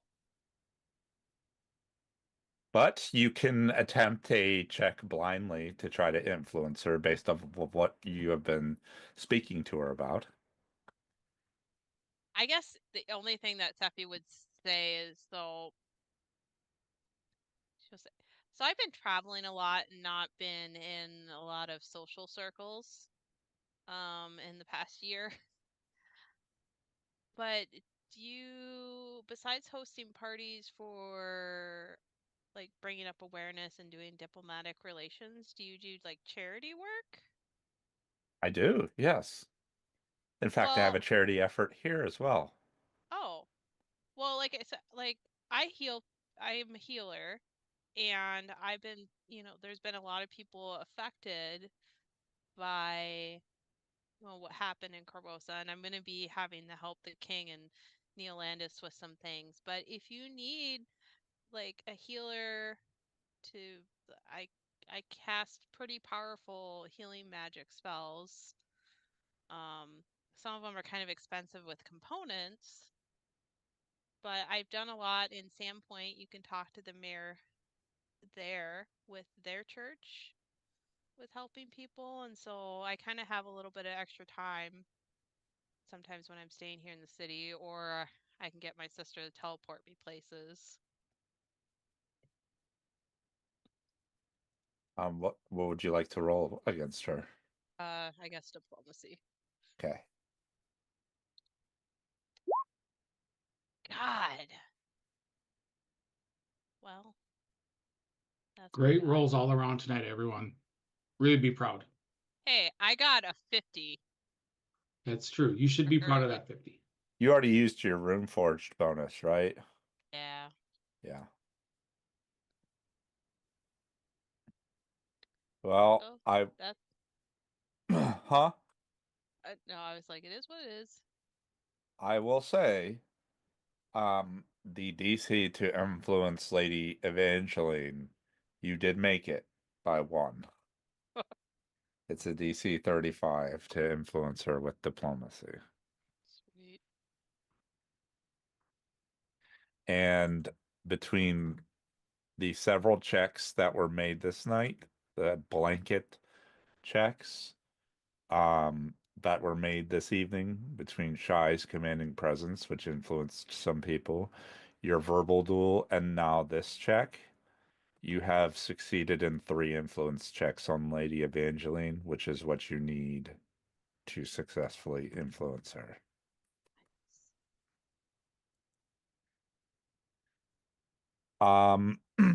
I will tell you that for Lady Evangeline, the benefit from her is she has a very extensive network through the city-states of Erizia, and she wields more political clout than you might expect.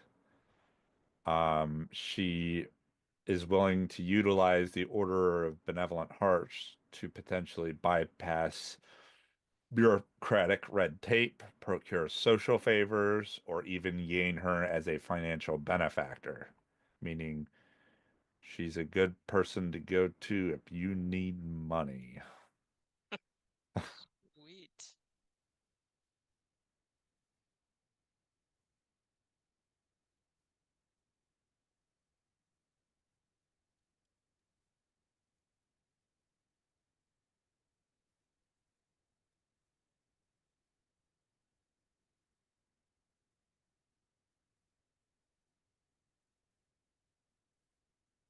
I've sort of changed the organization. We kind of did everybody else at once. And since people have split up and moved around, I think what I want to do now is we're gonna re-roll what is known as a social initiative. It's gonna be a D20 plus your charisma plus any initiative-based modifiers, traits, feats. If you're mythic, your amazing initiative will count towards it. The bonus from that. Is And everybody rolling? we're gonna re-roll for everybody, and for the Stolen Souls crew, I'll take an average. Gotcha. Because we had them going as a group.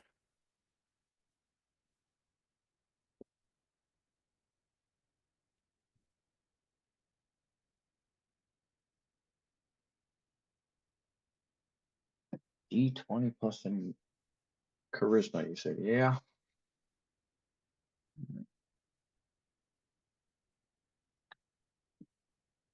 Watch this be a 2. Oh.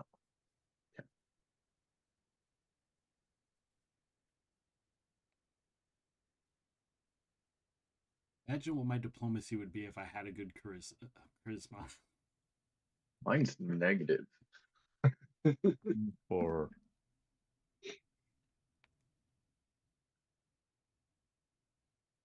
I didn't say I had a bad one. I just said if it was good. Do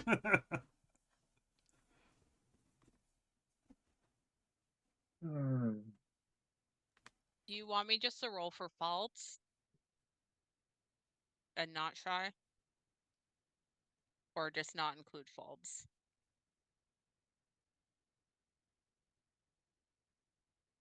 Because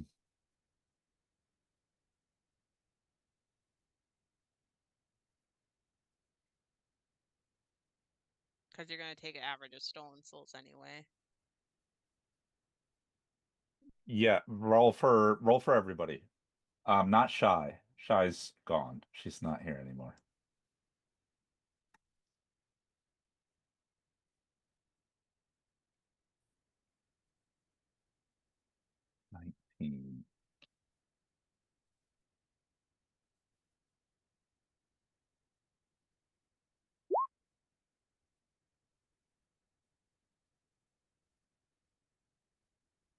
Sorry, I screwed up on Brianna's. Hers should be 2 lower.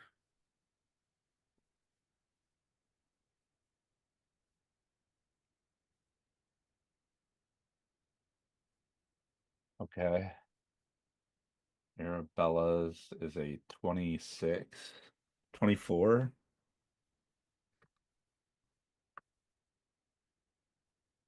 And so Fold 17, 20, 35 plus Tamika 50.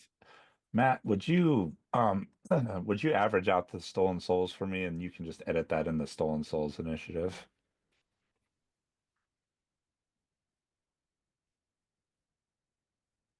I love how they just for some reason somehow they all keep ending up together.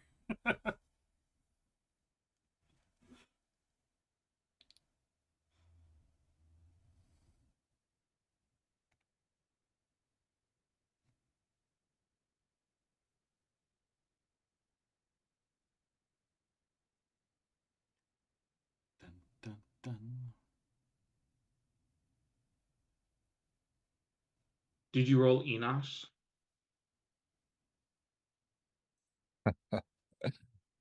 Okay, get ready for the number to come down. Okay. Let's see. I mean, luckily for Enosh, it's an average. Yeah, it is an average, but he's going to drop the curve. So instead of a +10, it's now going to be a +5. This cuts his initiative in half.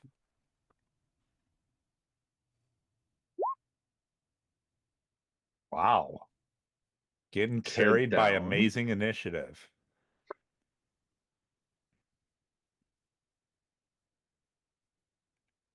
Hey, do you want me just to put them in as Stolen Souls? Yeah. Yeah.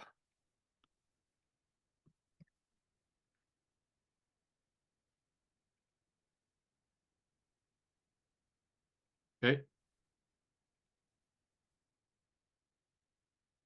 Go Stolen Souls. Yeah, that was really good. Huh.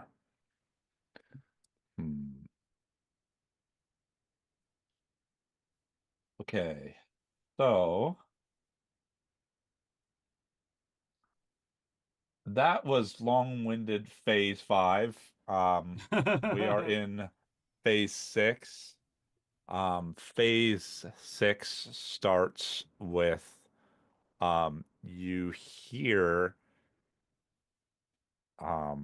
several of the servers, and Jagear's voice kind of calls out, and he says, "And we now have a special event, a wine serving, unique to the Gallery of Tyranny.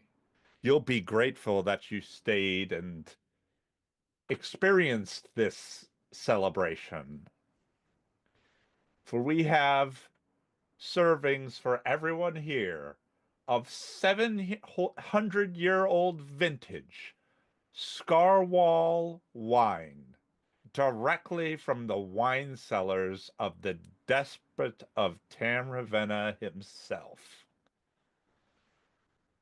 This vintage is a aged red and is sure to excite the palates of all who try. See any of our servers, they will be providing the wine."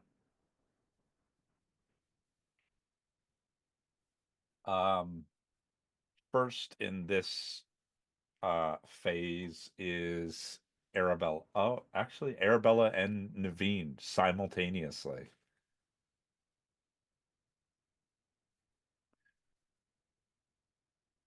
Everybody in the venue hears this. There's a magical amplification that has pushed his voice out so that people on the balcony or in different rooms can hear it. You all don't hear it emanating inside this room, but it does boom from the hallway. As if, maybe you're not, this is a room people weren't supposed to be in. Okay. Arabelle will look at Naveen and say, "Do you want me to go? Are you gonna go scout?" I think so. I wasn't even invited to this party. Although I do think I got close to getting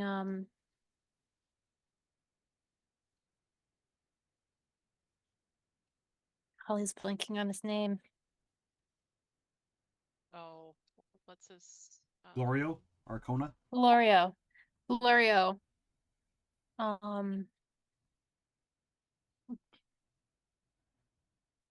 But no one will miss if I'm gone. I think you will be noticed if you are not here.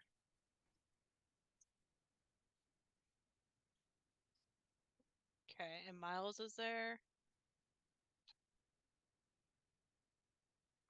Like Miles, Brianna. Yeah. Right in the room, pretty much right next to you. All right. I'm gonna deviate a little bit from the plan and cast Telepathic Bond. Nice.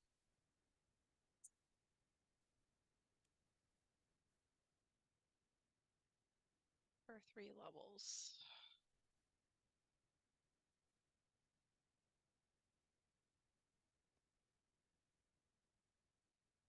Six.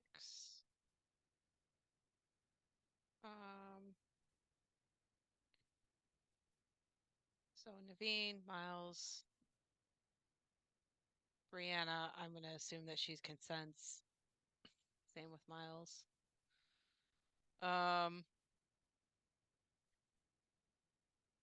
Enosh.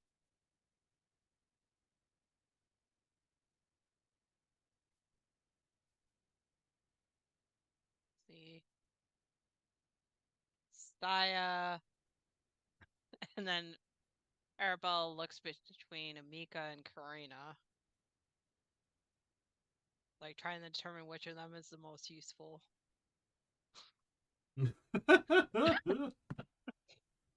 Amika points at Karina.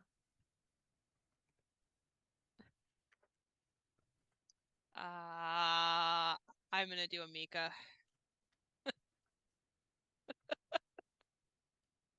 Because Arabelle is also chaotic. And Brian already has one character in this telepathic bond. So Enosh is in the telepathic bond? Yeah. And this bond is also connected to you, Arabella? Yep, I don't have to count myself. Okay.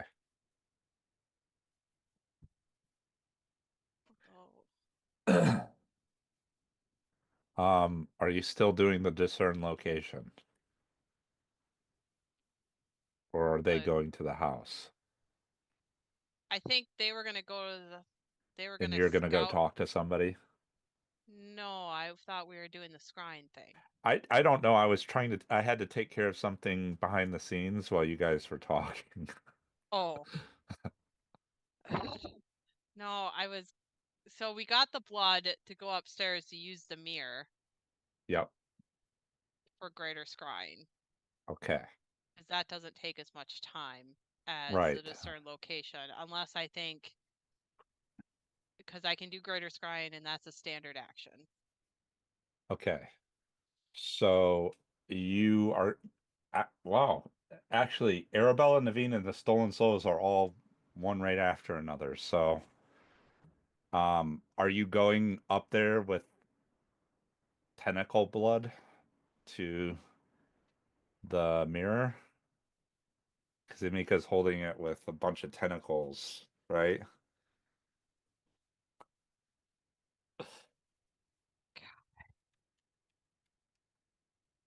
Arabella's just gonna look at Amika and be like, do not move, speak, or interact with anything. Just follow me. I can see you after I cast a spell. If you mess up my spell, I'm going to be very upset. And then I cast invisibility on her. Okay. And then she looks at everybody else and be like, behave yourselves. We're going upstairs. She's looking at the Stolen Souls group. Yeah. Raina just gives you a nice salute. Okay. Arabella and Amika, the two of you can move yourselves. Let's move you. Oh boy, there's a lot of tokens here. And Arabella's like, this is why I do magic by myself. Amika. But you said you like chaos, so there you go, Arabella. All the chaos for you. Wait, what?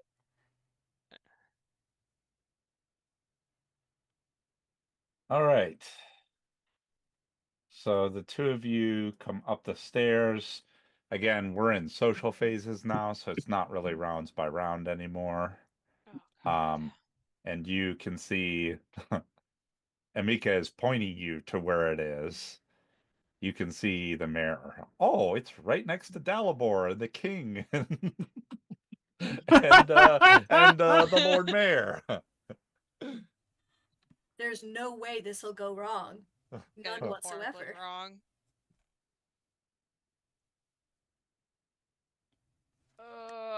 Is this guy and this lady looking at the mirror? Actually, they're not there anymore. They're over here. They were there at the beginning of the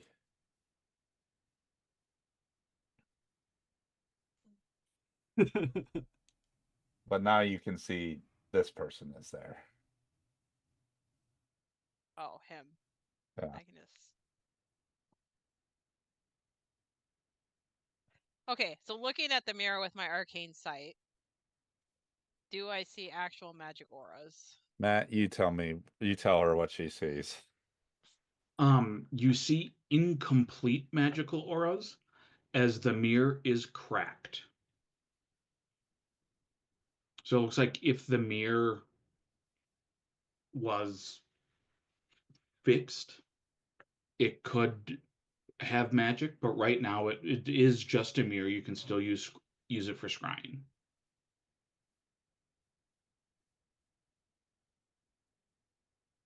That is a standard action. When I do scrying, is it gonna be like super visible to people? Well, I have ways around that. It has verbal and somatic components, which means that you will have loud, clear speaking in a loud, clear voice and hand gestures. Yeah, so I have silent spell. Okay. And I have a meta magic rod of quicken, and then I swapped out my normal quicken spell feat for still spell. So you have silent. silent. I have silent and still. And quicken. And quicken available. Yeah, you don't need quicken. If you have both silent and still, then it's fine. Or if you just have quicken, then it's fine. Right. But if I do silent and still, that would. If you do silent and still, then there is nothing you're physically doing casting this spell. Yeah. So my question is, in the mirror, the reflection that I'm going to see, is it just what I'm seeing? Or is it visible to other people? I think it's just visible to you. Okay. I think so too. It doesn't say anything about that. Okay.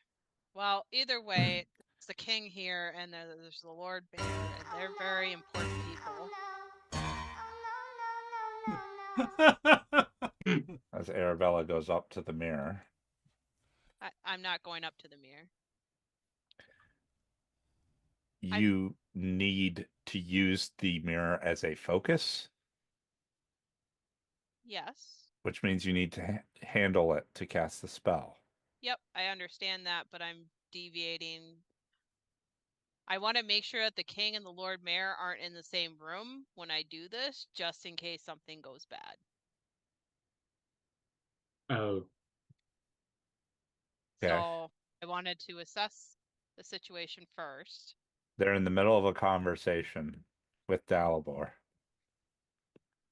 Yeah, so Arabella's going to tell Mika to stay put. And Arabella's going to... It was at this moment that he knew. He fucked up. Chat is rewarding conquest currency. Woohoo. Arabella. You get a hero point. Yay. And she's going to try to insert herself, even though it's probably not going to maybe be as gracious. But she's going to put a hand on Dalibor's shoulder and say, Dalibor, there is a fantastic statue of a dragon over in this room where Lord Toft and the leader of the Arcanist Circle are over there discussing. I think that would be something fantastic to show His Majesty and the Lord Mayor.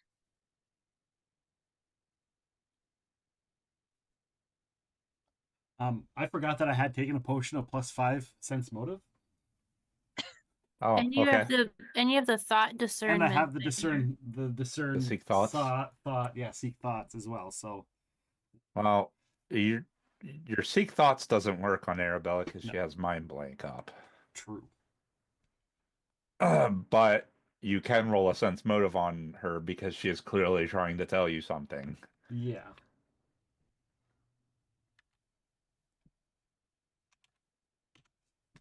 So I actually have a pretty good sense motive now with a +5. Yeah. You know that for some reason she wants you and your guests out of this room however you can do it. And you don't know why, but it's Arabella. I will. Did they hear her say that? Yeah. Yes. She said it. Then vocally. I will turn to the two of them as like, this is a very good idea. You see, Toph has tried this wine before, and he might be able to tell you nuanced details about it on his second trying down there if you'd like to speak with him about it.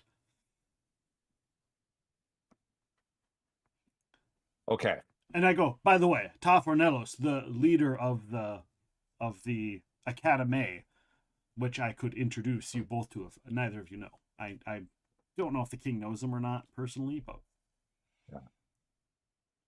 Make a diplomacy check.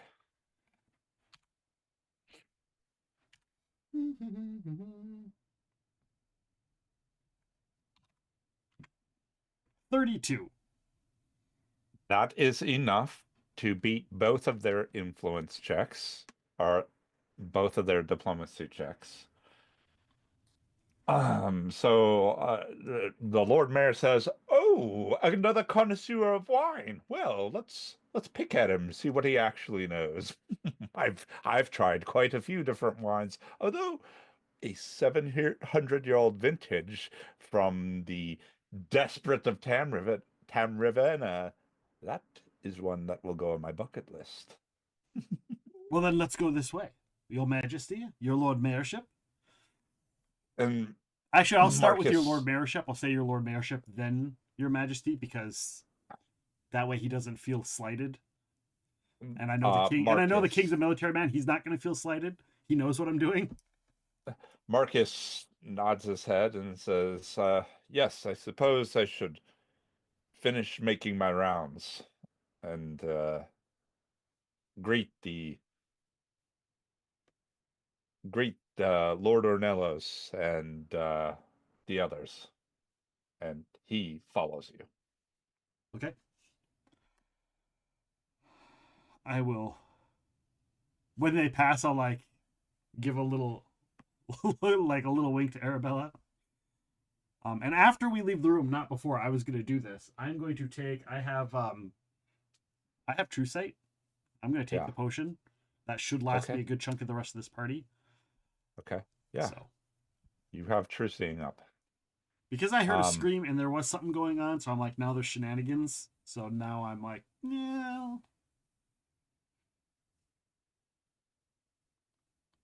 You know, you were able to convince the two. You know it is not an easy feat to convince them. Marcus convincing him, even though you and him are on good terms, is stubborn. It's a 30 diplomacy to get him. And the Lord Mayor is a 27. So you were able to redirect them. Good.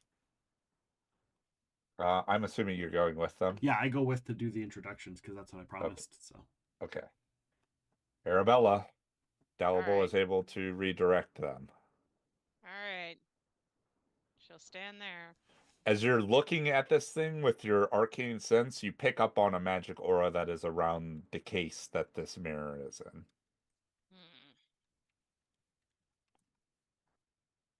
Identify that. 38. There's an alarm spell. Okay. It is on the inside of the case. So if you like breach the case, it'll go off and it is an audible alarm. And to do my scry, I have to touch the mirror. Yes. Yep. So I have to deal with the alarm spell. Yes. Which might be where your Quicken Rod comes in. Such a little spell.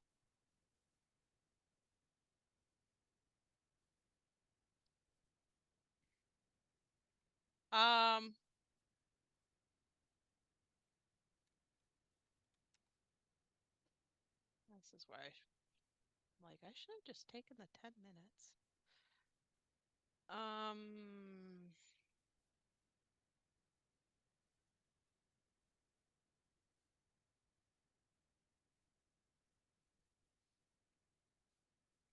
I'm going to reverse it. I'm going to do the Dispel Magic with Silent and Stilled. Okay. And I'm going to do the Scrying with the Quicken Rod. Okay. But we're going to roll the Dispel check first. I don't So are think you lifting the glass around the mirror then?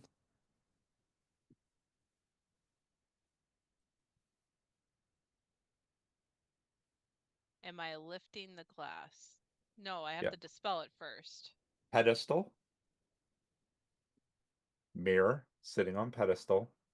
Glass case or on mirror. Alarm aura inside.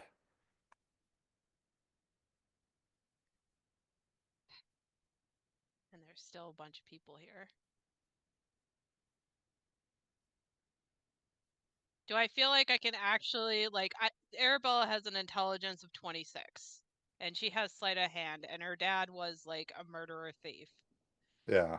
Do I feel like it is possible to lift this glass in a room full of people and them not to notice me? Or roll a bluff check.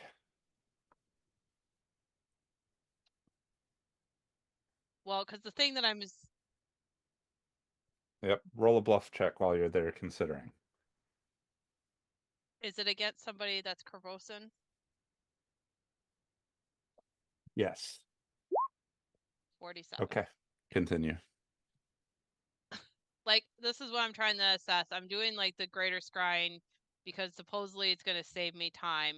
But now with how like complicated all this stuff is happening. If you're quick, you can do it.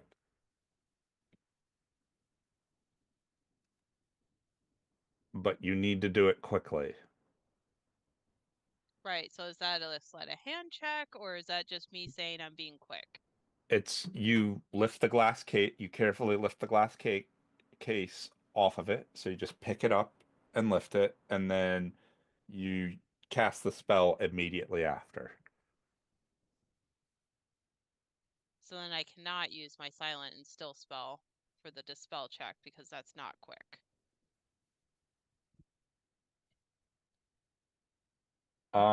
You can still do it. You just have to lift the case up. Remember, we're not in rounds. This is in phases. Okay.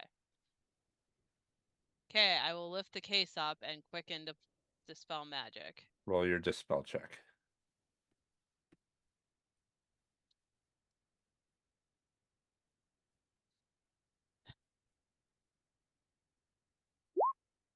$25.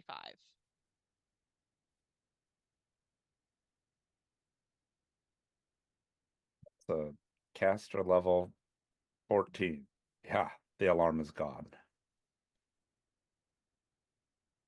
Okay, I use greater scrying. So you lift the glass case, you kind of set it leaning back against the wall, you pick up the mirror, and you cast greater scrying. Silent, stilled, greater scrying. Yep.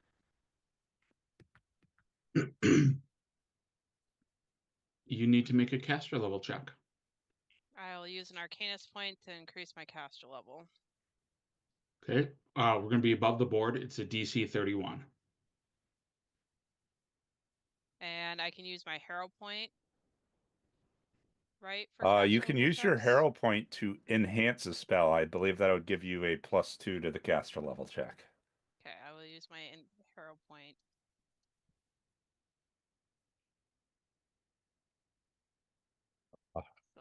Wait, it's +2. +4 cast on caster level. So then it would be a 39. Okay.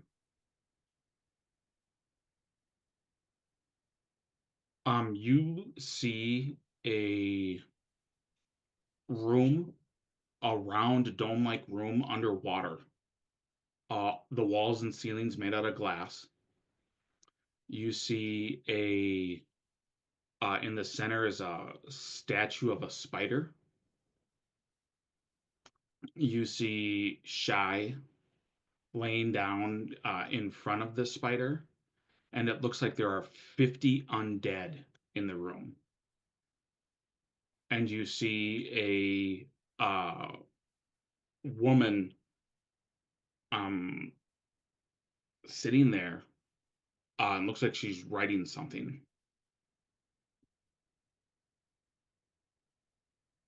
Okay. I think I normally can observe for 10 minutes, but I'm not. I'm just gonna try. You're just gonna kind of look and then end it and put everything back. Okay. Yeah. I'm being As quick. you end your spell, roll a will save. And I also want Brianna to roll a will save, Kirana to roll a will save, and Sephi to roll a will save. And Sephi. And Sephi.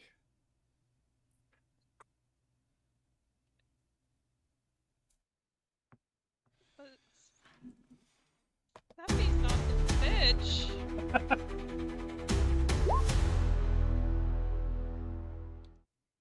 Whoa. Brianna. Oh, come on. Where's my will saves for Arabella?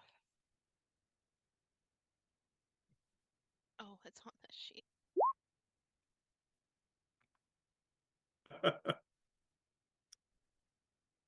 Nick, I sent you a message. Okay. Just so that For you Karina, if it's don't have versus anything Fury, muted. they get a +2. Okay. 7, nice.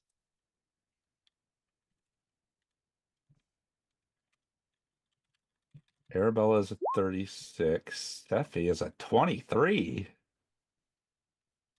Poor Sephi. She's just. Arabella's the mean one. Sephi's very nice, but I feel like a lot of.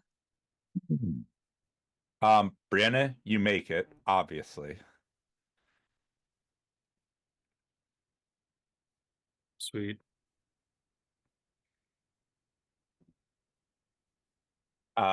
You make it, obviously, with a nat 20. Kirana, you fail, obviously, with a 7. Arabella, you make it with a 36. Sephi, you fail with a 23. Those who fail are stunned for 4 rounds, and you begin bleeding from your orifices. Except the blood is not your normal hued blood. It is a black Icarus stream of almost oil or tar. Those who failed the save take a point of con damage. And I would say you also take a point of wisdom damage. Because of the vision that you see that you are unable to steel yourself against.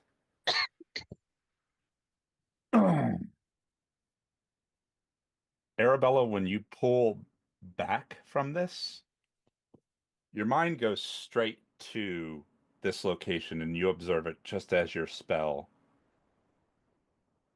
intended to. But you're using this mirror as a scrying sensor. And this mirror is very closely tied to the faith of Zon Kuthan.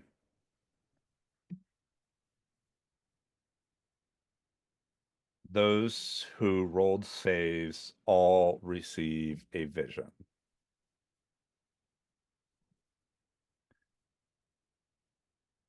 You see a lightless world. Oh shit, my music isn't working. Oh, I heard it. I heard it.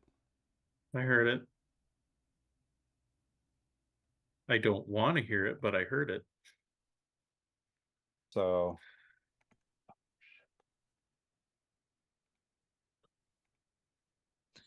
my roll 20 fucked up.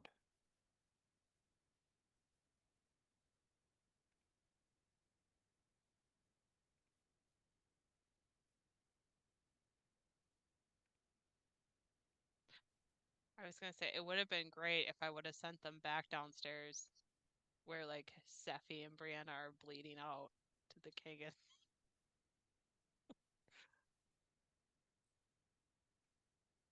Okay. So your vision goes to this lightless realm. There's no sun in the sky. It is nearly complete darkness. Though you pick out tiny pinpricks of light, you hear wails of pain. You hear shrieks and screams. Your vision is pulling back. It's trying to come back to your body. But as it moves through this giant obsidian wall that juts from the ground and claws up to the sky above, it twists through this lightless maze, this gloomy interior filled with a cacophony of screams. Tortured shades are running through this maze attempting to escape, and dark tendrils and chains lurk like predators through the area. In fact, one such creature wrapped in chains, this beast, lurks through the shadows. And soon you are pulled to the center, the heart of this area, as your vision twists and turns throughout its unhallowed corridors. And you see the mirror, but it is completed. It is whole. And it flares this unholy corona of darkness around it like an eclipse, and your vision snaps back to yourself. And that is where we are going to end tonight's game. Man. Oh, man. Man, this is just not Karina's day. Nope. Or Brianna's? Nope. Or anybody who was part of that? Brianna made her save though. Fair point. Yeah, Brianna's not bleeding out of places, thank goodness. But Ugh. Well, we can say that Shy is not the only one that ended up bloody after this one. That's right. Nope. And for those watching who want to see what happens next, guess what? Next week. Right, guys? Next week, we're back. Two in a row. So if you want to know what happens next, join us here next Wednesday for the next installment of the crossover known as the Stolen Conquest. Thank you guys for being here. Again, thank you to our GMs. Thank you to all of our players. I appreciate you guys being part of this, and I appreciate everybody who came in tonight and watched, who donated bits throughout the night, who did all of the things, the redeems and the follows and all that. Thank you guys so much. I've been talking about the new Stream Raiders game. It's called Algos United, and they are really close to getting beta going. I'm hoping to get part of beta, and they're currently streaming one of their devs. One of their devs is currently on the Algos Live channel, and they are streaming like coding, and I just want to give them some support. So we're going to raid on over there and say hello to Algos United Live. Feel free to give them a follow, because when they do their dev streams and everything, that's where you're going to get a lot of the news and updates, and you can kind of keep track of how that game is progressing. We will be playing that game as soon as we get access to it. We're hoping to get in the beta. The person who is doing the coding is on our Be Kinder stream team, so cross our fingers that we can entice them into allowing us to be one of the beta testers. So with that being said, guys, Like I always say, use your ready emotes, my remotes, anybody's ready emotes. Just go over there and say hello, represent the stream. You can say Epic Realms Raid, you can say hello, you can say we're coming along to hang out, whatever you want to say. Just say something and represent. So I will be back tomorrow at noon Central. We're going to be doing more of the Assassin's Creed. I got all the bugs figured out. So Assassin's Creed will be tomorrow at noon Central. So we will see you guys then. Take care and good night, everyone.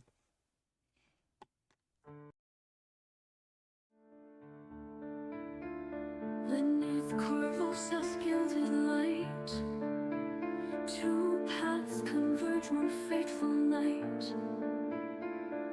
Rose and souls, their tales align, a conquest forged in space and time. Dice roll in the twilight, threads of fate entwine. The boneyard calls its champions as ancient runes still shine. Rise, oh heroes brave, face the dark that craves. In the dark we stand, together we defend the land. Our faith now forged in precipice, the stolen conquest. Galarion whispers, dancing echoes of the past. Ran the Lord's wrath, encroaching stolen souls are cast. The plains and powers tremble as destinies collide. Heroes bound by duty, through chaos will decide. Rise, oh heroes brave, face the dark that craves.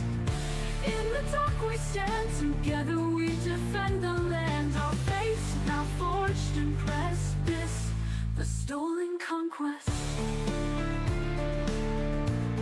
The stolen conquest. Legends weave together across the multiverse. The throne, the souls, the power, a blessing or a curse.